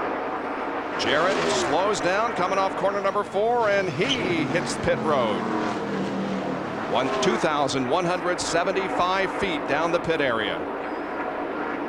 As you watch Dale Jarrett come down pit road, Jeff Gordon has passed Mark Martin. There he is. Now Jarrett stops in his pits. Right sides are going on. Extra man over the wall now to clean the windshield on all these cars. There is an air pressure adjustment for Jarrett. Stopped going well so far. Their first 2 stops have been outstanding. 16.42 and 15.87 seconds. And the Winston Cup points leader returns to the race. And Bobby Labonte, they have made a change of both the track bar and the wedge adjustment in the back of the car. 4 cars, and that will be Bobby Labonte's final pit stop of the day. Another great stop by Dale Jarrett's team. 16.6 we had that time. Now Jarrett gathers up steam. Bobby Labonte's pit stop just a little over 17 seconds. 99 car of Jeff Burton picked up the lead for 1 lap, but now here he is on pit road. And Bob, that was a strategy move for Jeff Burton. They needed to lead a lap. He has done so. They made it to 117 laps, so 3 or 4 more laps than the 6 car did. They'll clean the windshield for him. 4 tires and gas, no chassis adjustment on the Excite Ford.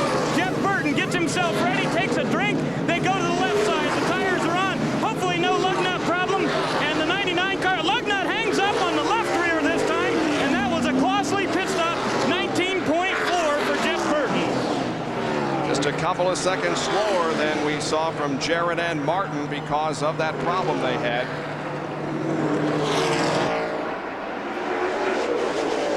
And on the racetrack, Mark Martin still ahead of Jeff Gordon, or back around Jeff Gordon. Back around, he passed him down the front straightaway that time.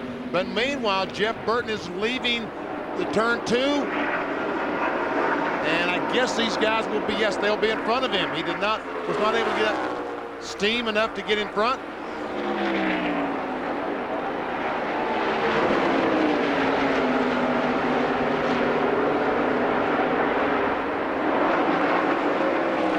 While the pit stops were going on,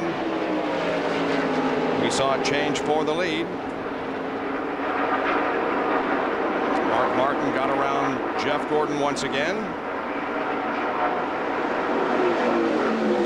Right now, these guys are running 3rd and 4th. Dale Jarrett, after the pit stops, has resumed the lead, and Bobby Labonte is now in 2nd spot. These guys are battling for 3rd. And they're about 7 seconds behind the leader, Dale Jarrett. Ward Burton still running in 5th position, then Jeff Burton, Tony Stewart 7th, followed by Rusty Wallace, Dale Earnhardt, and Jeffrey Bodine has moved into the top 10. Mike Skinner running 11th. And Ricky Rudd now in 12th position. John Andretti running in 13th. 119 laps completed at the Indianapolis Motor Speedway. From Lighthouse Point, Florida. Thanks, guys, for your help and coverage of the Brickyard 400. Well, Jarrett is on a rail, isn't he? Here's the interval. There he goes. And we got to go back 4 seconds to find the 2nd place car of Bobby Labonte. A lot of lap traffic ahead of Dale Jarrett. 4.1 seconds back to Bobby Labonte. There he is. As he goes to the inside of Jeremy Mayfield, who has lost several positions. In fact, he is now a lap down in 29th spot. There were 2 cars between Bobby Labonte and the 3rd place car of Mark Martin. Let's check on our pit reporters, an update on what's happening down there and what might happen the rest of the race. Well, Bob, Dale Jarrett's driving that Ford like he stole it, and so far, so good. A great pit stop all 3 times they have been in. The big question is, can they make it to the end? Todd Parrott says they can, and they keep looking to the sky. They're not looking for rain, they're looking for some other kind of help. The Jerry Punch.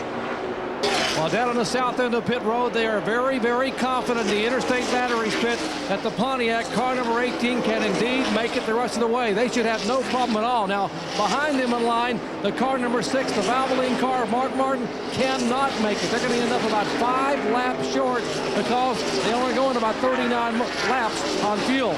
And behind them, the car number 24, Jeff Gordon, they are within a lap of making it. It's going to be very, very close. Let's check in with Ray Dunlap. Well, Doc, when we take a look at the 99, they came in, had a little lengthy pit stop there, lost a couple of seconds on the racetrack. They had cut the interval down to 11.1. Well, now they've cut it a little bit more. It's now just 12, so they are only 1 second worse. But a lengthy pit stop did put Jeff Burton a little bit further behind. Well, that's the strategy as we have it right now. Can Jarrett hold on? 125 laps completed. Back after this message and a word from our ABC stations. 129 laps have been completed out of 160.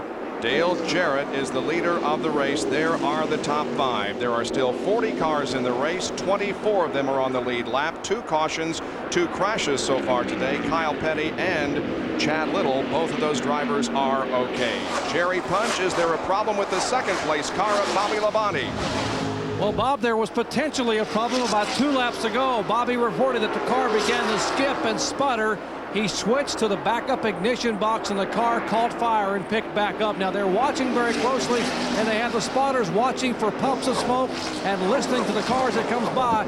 Their driver has not said another word, and of course that's no news is good news. The crew chief said if there was a problem, he certainly would be hollering about it right now. And by the way, we have gotten confirmed report now from the 24 pit of Jeff Gordon that they cannot, I repeat, they cannot make it the rest of the way. They're going to be about 2 laps short. Wow. The earlier report was they were close. Maybe they could make it or be within a lap, but now Jerry says they cannot make it the rest of the way.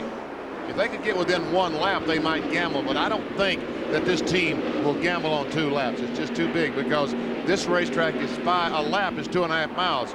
2 laps, 5 miles. And if you run out of fuel, it's not a bank racetrack, it's a flat racetrack. It takes forever to coast back to pit road, as Dale Jarrett found out last year. Mark Martin and Jeff Gordon run about 6 seconds behind the leader of the race, Dale Jarrett, and 2nd place Bobby Labonte is about 4 1/4 seconds behind Jarrett. So now the concern of many drivers is stretching their fuel mileage and making it the rest of the way. We asked some drivers, when your crew chief tells you to save fuel, what do you do on the racetrack? Well, you know, the first thing you try to do is get behind somebody else and draft. You know, drafting will definitely save some fuel. But, you know, just maybe let off a little bit earlier going into corners. Try to be real smooth on the throttle. I mean, there are a few things the drivers can do at a track like Indianapolis. Pretty hard to save a whole lap. You know, you might be able to get you a half a lap, but a whole lap's going to be tough to do. Some of the things you do is you try to keep the butterflies on the carburetor closed as much as possible. And some of the things you can do to do that is when you let off to get into a corner, let off a little earlier and don't use as much brake. The lap time generally stays the same or fairly close to the same. And when you go to get back in the throttle, instead of just hammering the throttle down, you squeeze into it so the squirters in the carburetor doesn't squirt so much fuel in there. Well, without giving away all of my secrets, there are things a driver can do, but it's a difficult thing to do here at this racetrack because you have to attack the corner so hard. But there are ways, you know, the only way to save fuel is to stay out of the gas. So that means getting out of the gas early and letting the car roll. Well, Jarrett is passing traffic out there. We saw a wave from Michael Waltrip saying, go on around, Dale, and that puts Michael Waltrip a lap down in 23rd position. Jarrett, Labonte, Martin, Gordon, and Jeff Burton, the top 5 at Indy.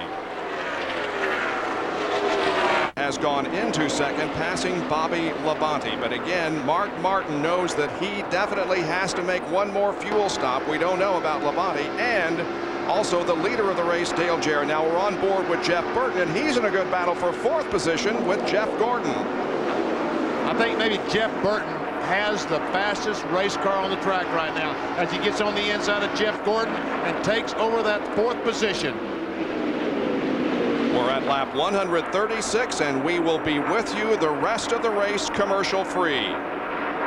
Dale Jarrett, the leader, with a green race average of 165.9 miles an hour. 6 leaders: Jarrett, Gordon, Martin, Bobby Labonte, Jeff Burton, and Dave Marcus. 13 lead changes, 2 caution periods, crashes from Kyle Petty and Chad Little. Both are okay. Just 3 cars out of the race. 40 remain in competition, 21 of them on the lead lap.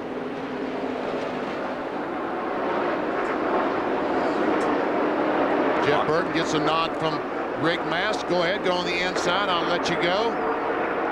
On board with Jeff Gordon, coming up on the Team Woody car, driven by Rick Mast, the pole sitter for the inaugural Brickyard 400. This car is sponsored by Universal Studios, carrying the Woody Woodpecker on the side of the car. Jerry Punch. How about Tony Stewart, who's running in 7th position? Can he go the rest of the way? Bob, very interesting that both Stewart and his teammate Bobby Labonte, with the same owner and the same engine builder and the same engines, have no worries at all on fuel, and everyone else around them is concerned about either definitely having to stop or being very, very close. So it could be an all Joe Gibbs finish if these guys have to pit for fuel. Let's check in with Ray. Well, it could be, Doc. That is if Earnhardt doesn't get by him, because Dale Earnhardt right behind Tony Stewart on the scoring pylon, and he also does not need to stop. We've heard from the guys in the Ford camp. Jeff Burton definitely going to need a splash and go. Mark Martin going to need to come in, but Earnhardt says they can go the distance. Well, there was some tight and close racing there with Tony Stewart as he picked up a position on Ward Burton, so moved Tony Stewart up to 6th spot now. Here's Dale Earnhardt running back in 8th, about 20 seconds behind the leader. No cars around Dale Earnhardt in his Goodwrench Chevrolet.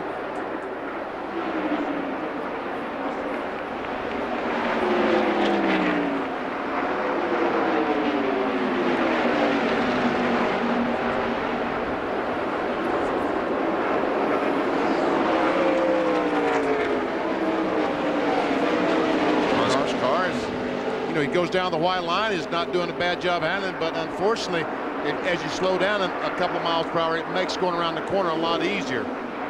Earnhardt has finished 5th or better, including 1 win in 3 of the 5 races here. And a tip of the Stetson to the Jeffrey 60 car. Bodine was running great. He was running in 10th spot, but he's a car that had to stop. He could not make it on fuel, so he stopped a couple of laps ago, which is not bad strategy. He stopped and put on 4 fresh tires. Now he is out there flying around the racetrack, hopefully getting in front of some of those other cars that will have to stop. He was in the top 10, but because of the stop, he has dropped back to 30th position, a lap down. But perhaps some good strategy from Jeffrey Bodine. Right behind him is Dave Blaney. In the number 93 car, he's running in 31st position, also a lap down.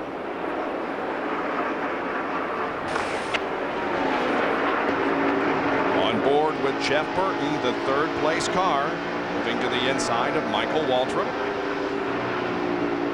Michael 23rd, 1 lap down. The skies have brightened up here a bit in the last few minutes, so perhaps we're going to get through the next 20 laps without a rain shower. Let's hope so. Just 20 laps to go in the 6th annual Brickyard 400. Well, no, we're okay. This thing is going to run the entire distance, the entire 160 laps. And Jeff Burton has caught Mark Martin. unbelievable how fast that 99 car is.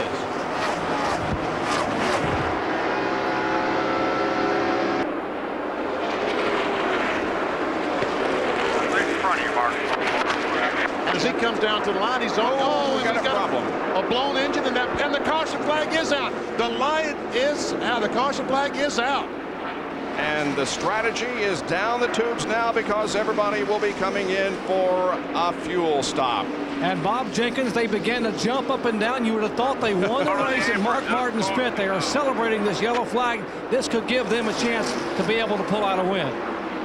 Well, I tell you what, if Jeff Burton's guys can pull off a great pit stop and get him out right behind that 88 car, he is going to be a force to be reckoned with. Those guys right there, it's all in the pits right now. Ray Dunlap talked about it at the very top of the show. Teamwork. If these guys can get, who's going to get the job done best on pit road? These guys practice and practice and practice their pit stops. And it's because it definitely can make a difference in where you finish on the racetrack.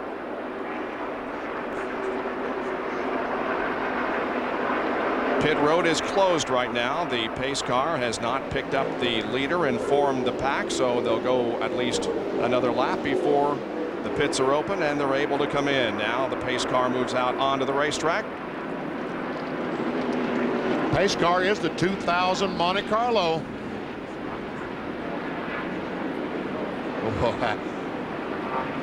Pit crews are the guys that's going to decide. Well, maybe they'll decide on the racetrack. That would be even better. Yeah. Dale Jarrett has led 99 laps so far today and has now become the race record holder for most laps led in a single event. Jeff Gordon held that record, leading 97 in 1998. But Jarrett wants to lead lap 160. That's the important one. See John Andretti there. I don't know if we told you that he had an unscheduled stop. That's one reason he's now 2 laps down. Bill Elliott is a lap down, as well as Michael Waltrip. Now they're not allowed to pit the first time by. Only cars on the lead lap are allowed to pit. As Dave Marcus, we saw him on the apron of the racetrack trying to coast back. He will not make it. He'll have to be pushed in. Pace car takes the field through the short chute up at the north end of the racetrack between turns 3 and 4. And now they come off the 4th corner. And those on the lead lap will make the left turn toward the pit area. Here comes Dale Jarrett, Mark Martin, Jeff Burton, Bobby Labonte, Jeff Gordon, and we expect about 21 cars on pit road here because that's how many are on the lead lap.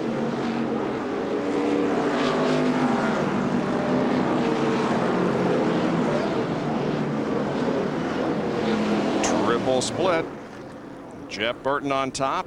He stops right sides. Jack going on the car. Frankie Stoddard on that right front. Lugnut's already out. Picks up the gun. Tides him up.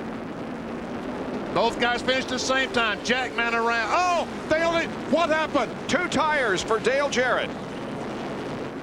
And the 99 car left as well, but did they take some lug nuts off? I don't think the guys were expecting that. Here comes Mark Martin and Bobby Labonte back on the racetrack.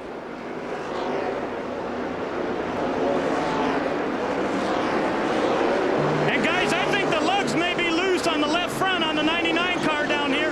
And as Jeff Burton went out and the tire got loose, the 3 car of Dale Earnhardt made contact with it, and he will have damage to the left front of the race car. You may be right, Ray. It looked like that Jeff Burton, when the right sides went down, he saw the guys in front of him taking on 2 tires, and he decided he would lead. But I'm not sure that those guys knew about it. Let's take a look at the end of Jeff's pit stop. Jeff Burton's.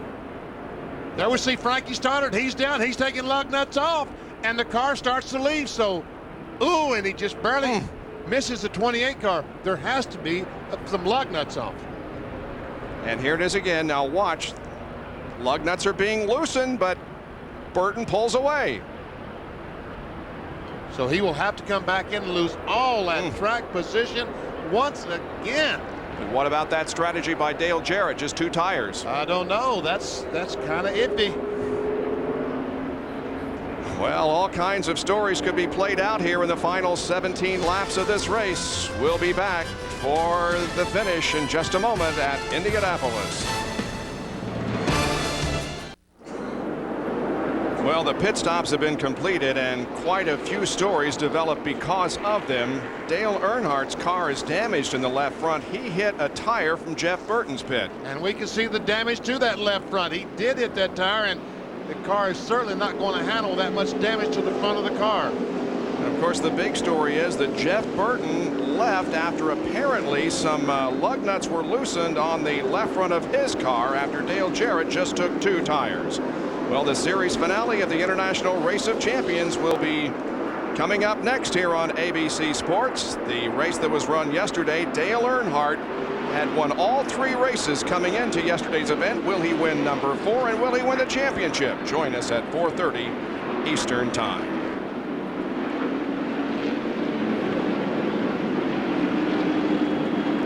And once again, Jeff Burton, the Exide batter's car, they're going to change 4 tires. Frankie Stoddard comes around, starts taking lug nuts off, and Jeff Burton looks up and sees the other guys just changing 2 tires, so he said, hey, that's what I'm going to do. He just decides to drive off. I thought I saw clearly that a lug nut came off of that left front. Well, let's go down to Ray Dunlap. Well, on the radio, Frankie Stoddard, the crew chief, called Jeff, and he said, I may have touched that lug nut just a tick. We're not sure. Jeff's been swerving around, says the car feels pretty good, so they're leaving it in his hands. If he gets a vibration after they start racing, he needs to bring it back in. But if not, they're going to try to keep going. They line up 2 by 2 for the restart here on lap 147.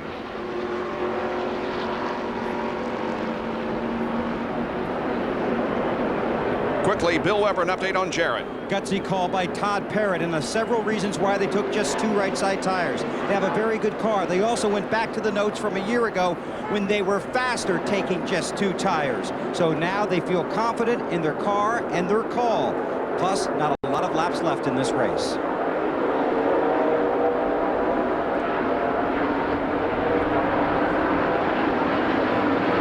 Back to green. Green flag. 14 laps to go after they cross the line.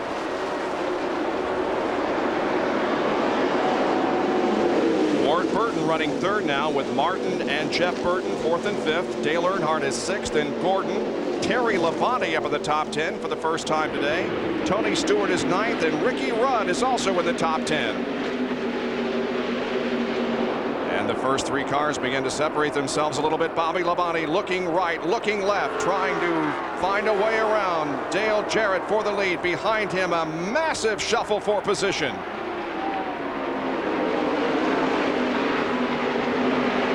And Ward Burton is going by Labonte for 2nd spot. Ward Burton must have just taken fuel only on this stuff. He's out there with the same tires. That's how, only way I can figure he got all that track position.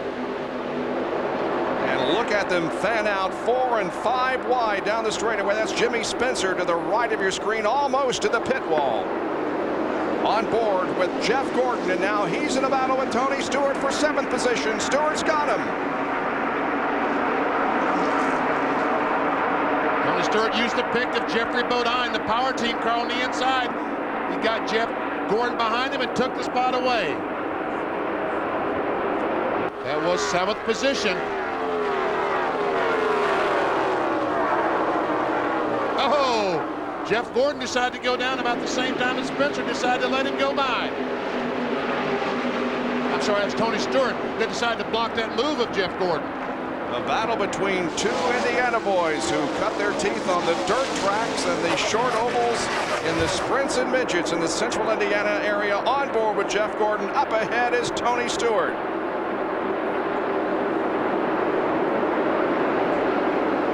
Laps to go in the Brickyard 400. Gordon will look inside of Stewart, coming off the corner through the short chute. And Jeff Gordon retakes 7th position. He got close enough to Tony Stewart to get him loose, and he had to go up the racetrack to catch it back in. When he did, Jeff Gordon goes by. Up front, it is still Dale Jarrett. He has about a half-second lead on Ward Burton, now running 2nd. Bobby Labonte back to 3rd.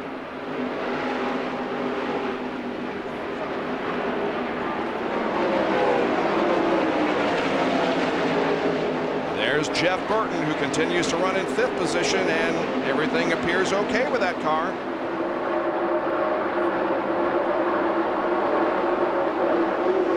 And a great run by Ward Burton, who started 12th and now finds himself in the runner-up position. He had a 2nd place finish earlier this year in Las Vegas.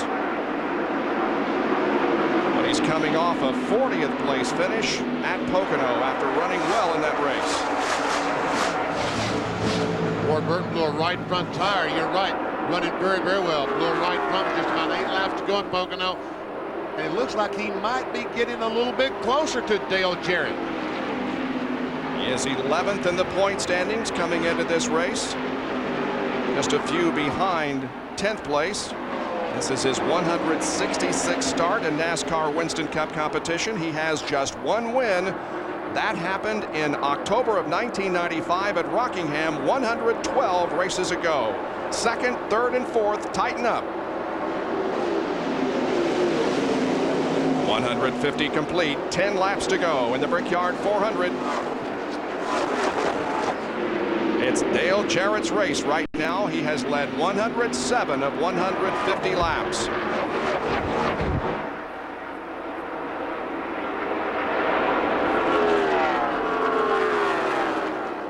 That last lap, the fastest car on the racetrack was Jeff Burton back in 5th position. And look at the Jarrett crew huddling. Hey, like a football huddle, huh?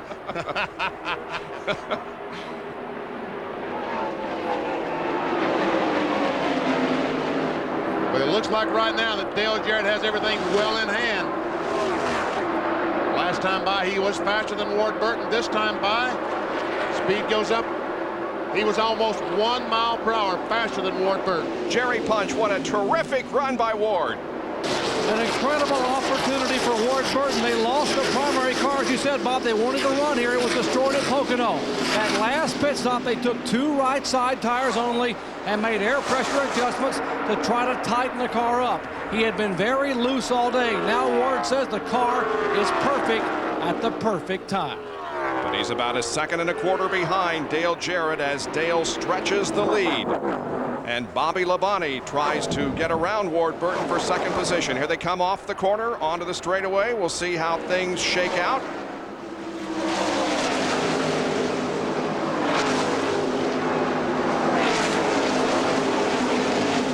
While these 4 cars battle amongst themselves, Dale Jarrett just continues to drive away. He has extended the interval between himself and Ward Burton to 1.6 seconds. Last lap by, Jeff Gordon was the fastest car. He ran over 170 miles per hour. He was 1 mile per hour faster than Dale Jarrett. Defending champion of the Brickyard 400, Jeff Gordon back in 6th position.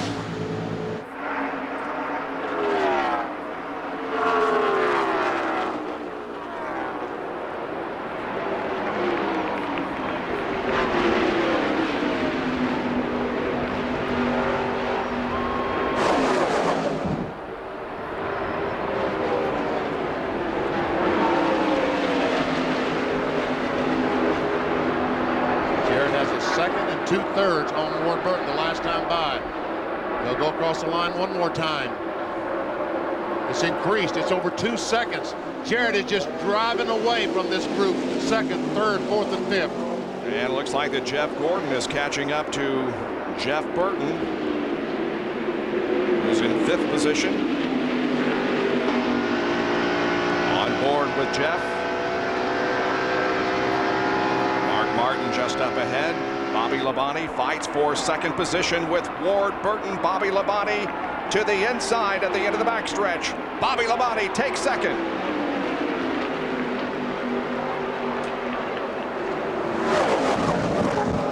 And Jeff Gordon is there. He has joined this group.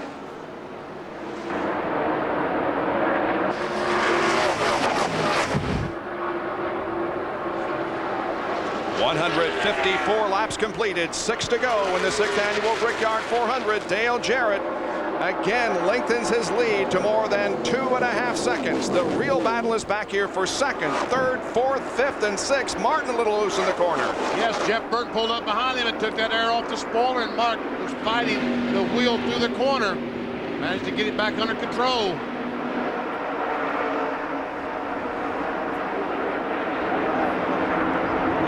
the interval between first and this group of cars battling for position. Jeff Gordon will take fifth away from Jeff Burton.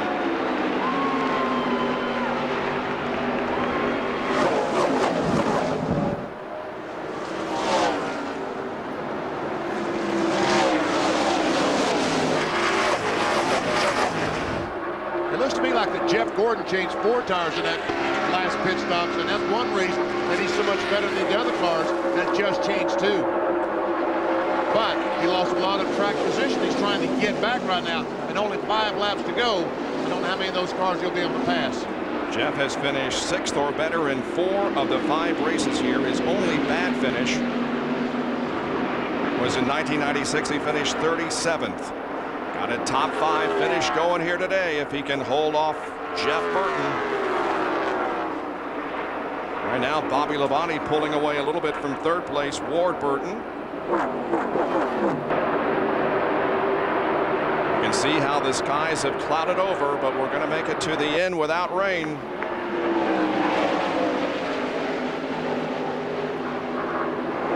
Here comes Mark Martin down on the inside of Ward Burton. This is a battle for the 3rd position. And Mark Martin will take 3rd at the end of the straightaway. Will Jeff Gordon have room? No, he'll have to fall in behind Ward, at least through corner number 1. Onto the short chute. And he will get the spot. Entering turn number 2. So Jeff Gordon moves up now to the 4th position. Dale Jarrett leads the Brickyard 400 with less than 4 laps to go. Bobby Labonte, Mark Martin, Jeff Gordon, Ward Burton, the top 5. There's a piece of paper that Dale Jarrett was dragging under his car, but it's vanished. It has been an incredible year for Dale Jarrett. He started off the year poorly at Daytona, finished 37th, involved in a wreck. But aside from an 11th place finish in Las Vegas, 2 races after that, he has finished in the top 10, an unbelievable consistent mark. And now Jeff Burton goes inside to try to take a spot away from his brother Ward. Well, you know Ward doesn't want to give that spot away. Meanwhile, there's a battle for the 3rd position. Mark Martin in the 6th car is 3rd, Jeff Gordon is 4th.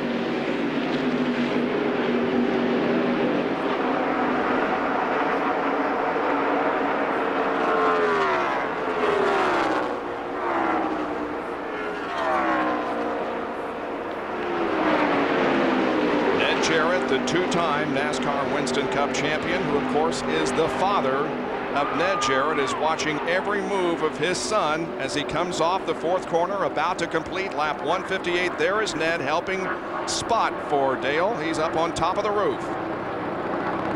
2 more laps to go for Dale Jarrett. 5 miles. That big sigh from Ned. I don't know if I can make it 2 more laps.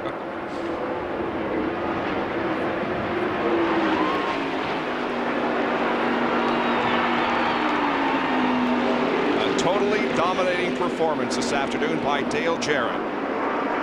There's the interval between 1st and 2nd. It's more than 3 seconds, and Jeff Gordon has moved to 3rd, passing Mark Martin.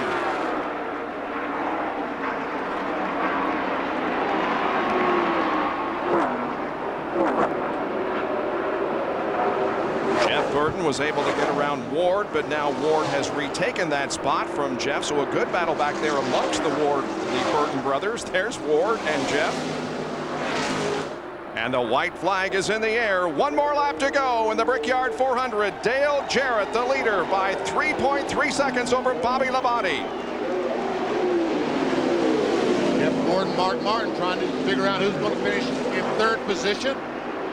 Looks like it's going to be Jeff Gordon. Meanwhile, Dale Jarrett goes by turn 2 sweeps to the applause of those folks. And he has only about a half a lap to go, and he will record his 2nd Brickyard 400 victory. Jarrett into turn number 3 for the final time. The crowd there standing and waving through the short chute at the north end of the Indianapolis Motor Speedway. A very popular driver takes the Ford through corner number 4. He comes onto the main straightaway. And Dale Jarrett wins the Brickyard 400 for the 2nd time. He wins in 1996 and again here in 1999. Ned Jarrett, his father, helped him through the races today. And Jarrett records his 22nd career victory and his 4th in 1999. The Brickyard 400 is his. We'll be back to talk with him in just a moment when we return after these messages and a word from our ABC stations. And what a difference a few years makes. In 1996, he led only 11 laps. The squeals you hear in the background are Dale's wife, Kelly, screaming and squealing around the car trying to get to her husband. Incredible performance today by the 42-year-old Hickory, North Carolina driver and the entire Robert Yates team. Jarrett getting the steering wheel off, getting the seatbelt unbuckled, and getting ready to climb out. And this crowd of adoring NASCAR fans are going to be able to enjoy the celebration with this Robert Yates team as Dale Jarrett picks up his 4th win of the 1999 season. There his wife, Kelly. Is she excited or what? She can't wait to get her hands on him, and we'll back away while she gives him a hug, and now the team celebrates.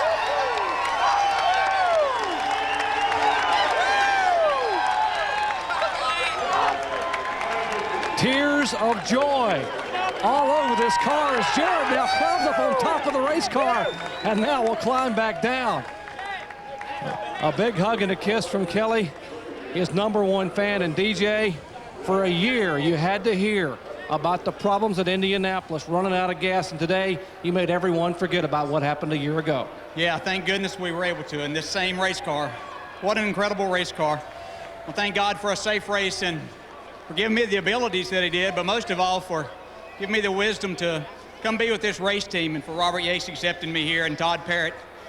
What a great team. A car, I mean, if you saw it, you know, it was just easy to drive, handled perfect, handled with 2 tires better than it did 4 all day, and engine was just something else. Thank all the sponsors, Ford Motor Company, Ford Quality Care, Ford Credit, Coca-Cola, Fleetwood, Motorcraft Parts, Planters Peanuts, Texaco, everybody involved.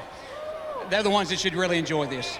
DJ, the final caution flag where you came in and took 2 tires, were you concerned about the fuel? I know Todd was talking about how close it was going to be. Well, I switched over to our channel and asked him if we were going to be okay, and I was conserving some fuel. He said we'd be okay if I'd just take care of it. So when the caution came out, I was a little upset about that, knowing that I had a good lead. Wasn't sure what 2 tires would do because we haven't done that here. And car was already a little bit pushy on that set that we had. They made a little bit of an adjustment, got the car just absolutely perfect. Once I got out front, it just took off and really went. Some of the fastest laps we ran all day. Did your heart skip a beat early on when you just brushed the wall up there in the early laps?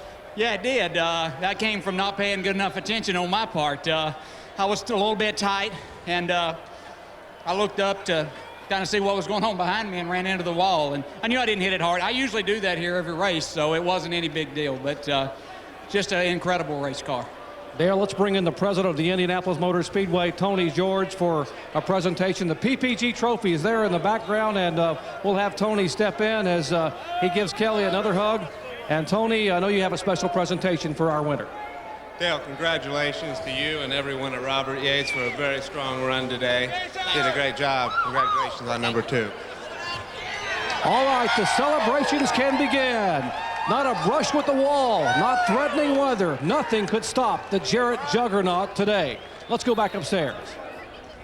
He's the second multiple winner of a Brickyard 400 and the most dominating. He led 117 of 160 laps here this afternoon. Dale Jarrett recording his 22nd career win, and he moves ahead of Benny Parsons and Jack Smith to 23rd on the all-time win list. They're the top 10 finishers. Bobby Labonte, Jeff Gordon, Mark Martin, and Jeff Burton are your top 5.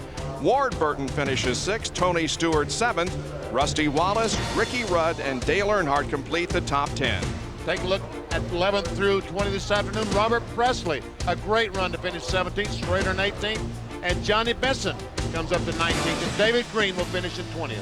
Elliott Sadler, Joe Nemechek, Bill Elliott, Ernie Irvin, and Jeffrey Bodine, 21 through 25. Jimmy Spencer, Michael Waltrip, Dave Blaney, Jerry Mayfield, and Kevin LePage complete the top 30.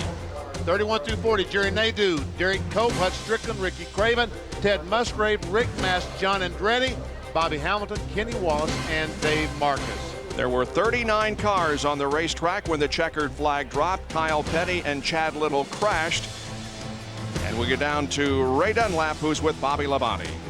Well, the last 3 years have been very good to Bobby Labonte here. A second, a third, a second. That's pretty good, but I know you'd have loved to win this race. Well, it really would have, but, you know, this Interstate Pontiac ran great all day. We had a top 5 race car all day, and, you know, this is a tough racetrack. And, you know, I probably don't drive this racetrack as good as I need to. The car was probably better than I was today. But watching the 88 car following him all day long, I mean, he's really, really smooth. Never spun the tires, never slipped up hardly any. So he was dialed in all day, and those guys did a great job. Like to congratulate them. And you know, our Joe Gibbs Pontiac Interstate Racing team was good. We just finished second today, and you know, we'll just go on to Watkins Glen like that. Okay, good luck. 283-point differential as Bobby Labonte came in here. He finishes second and still loses points. Now to Bill Weber. Jeff Gordon, the pole sitter back home in Indiana, but not the result you were hoping for today. Not a bad result, third, but you know, I'm glad we put 4 tires on there at the end. I told Randy guys to tighten the car up, and I shouldn't have. You know, I got too tight there with 4 tires at the end, but you know, third was better than we were really most today. I mean,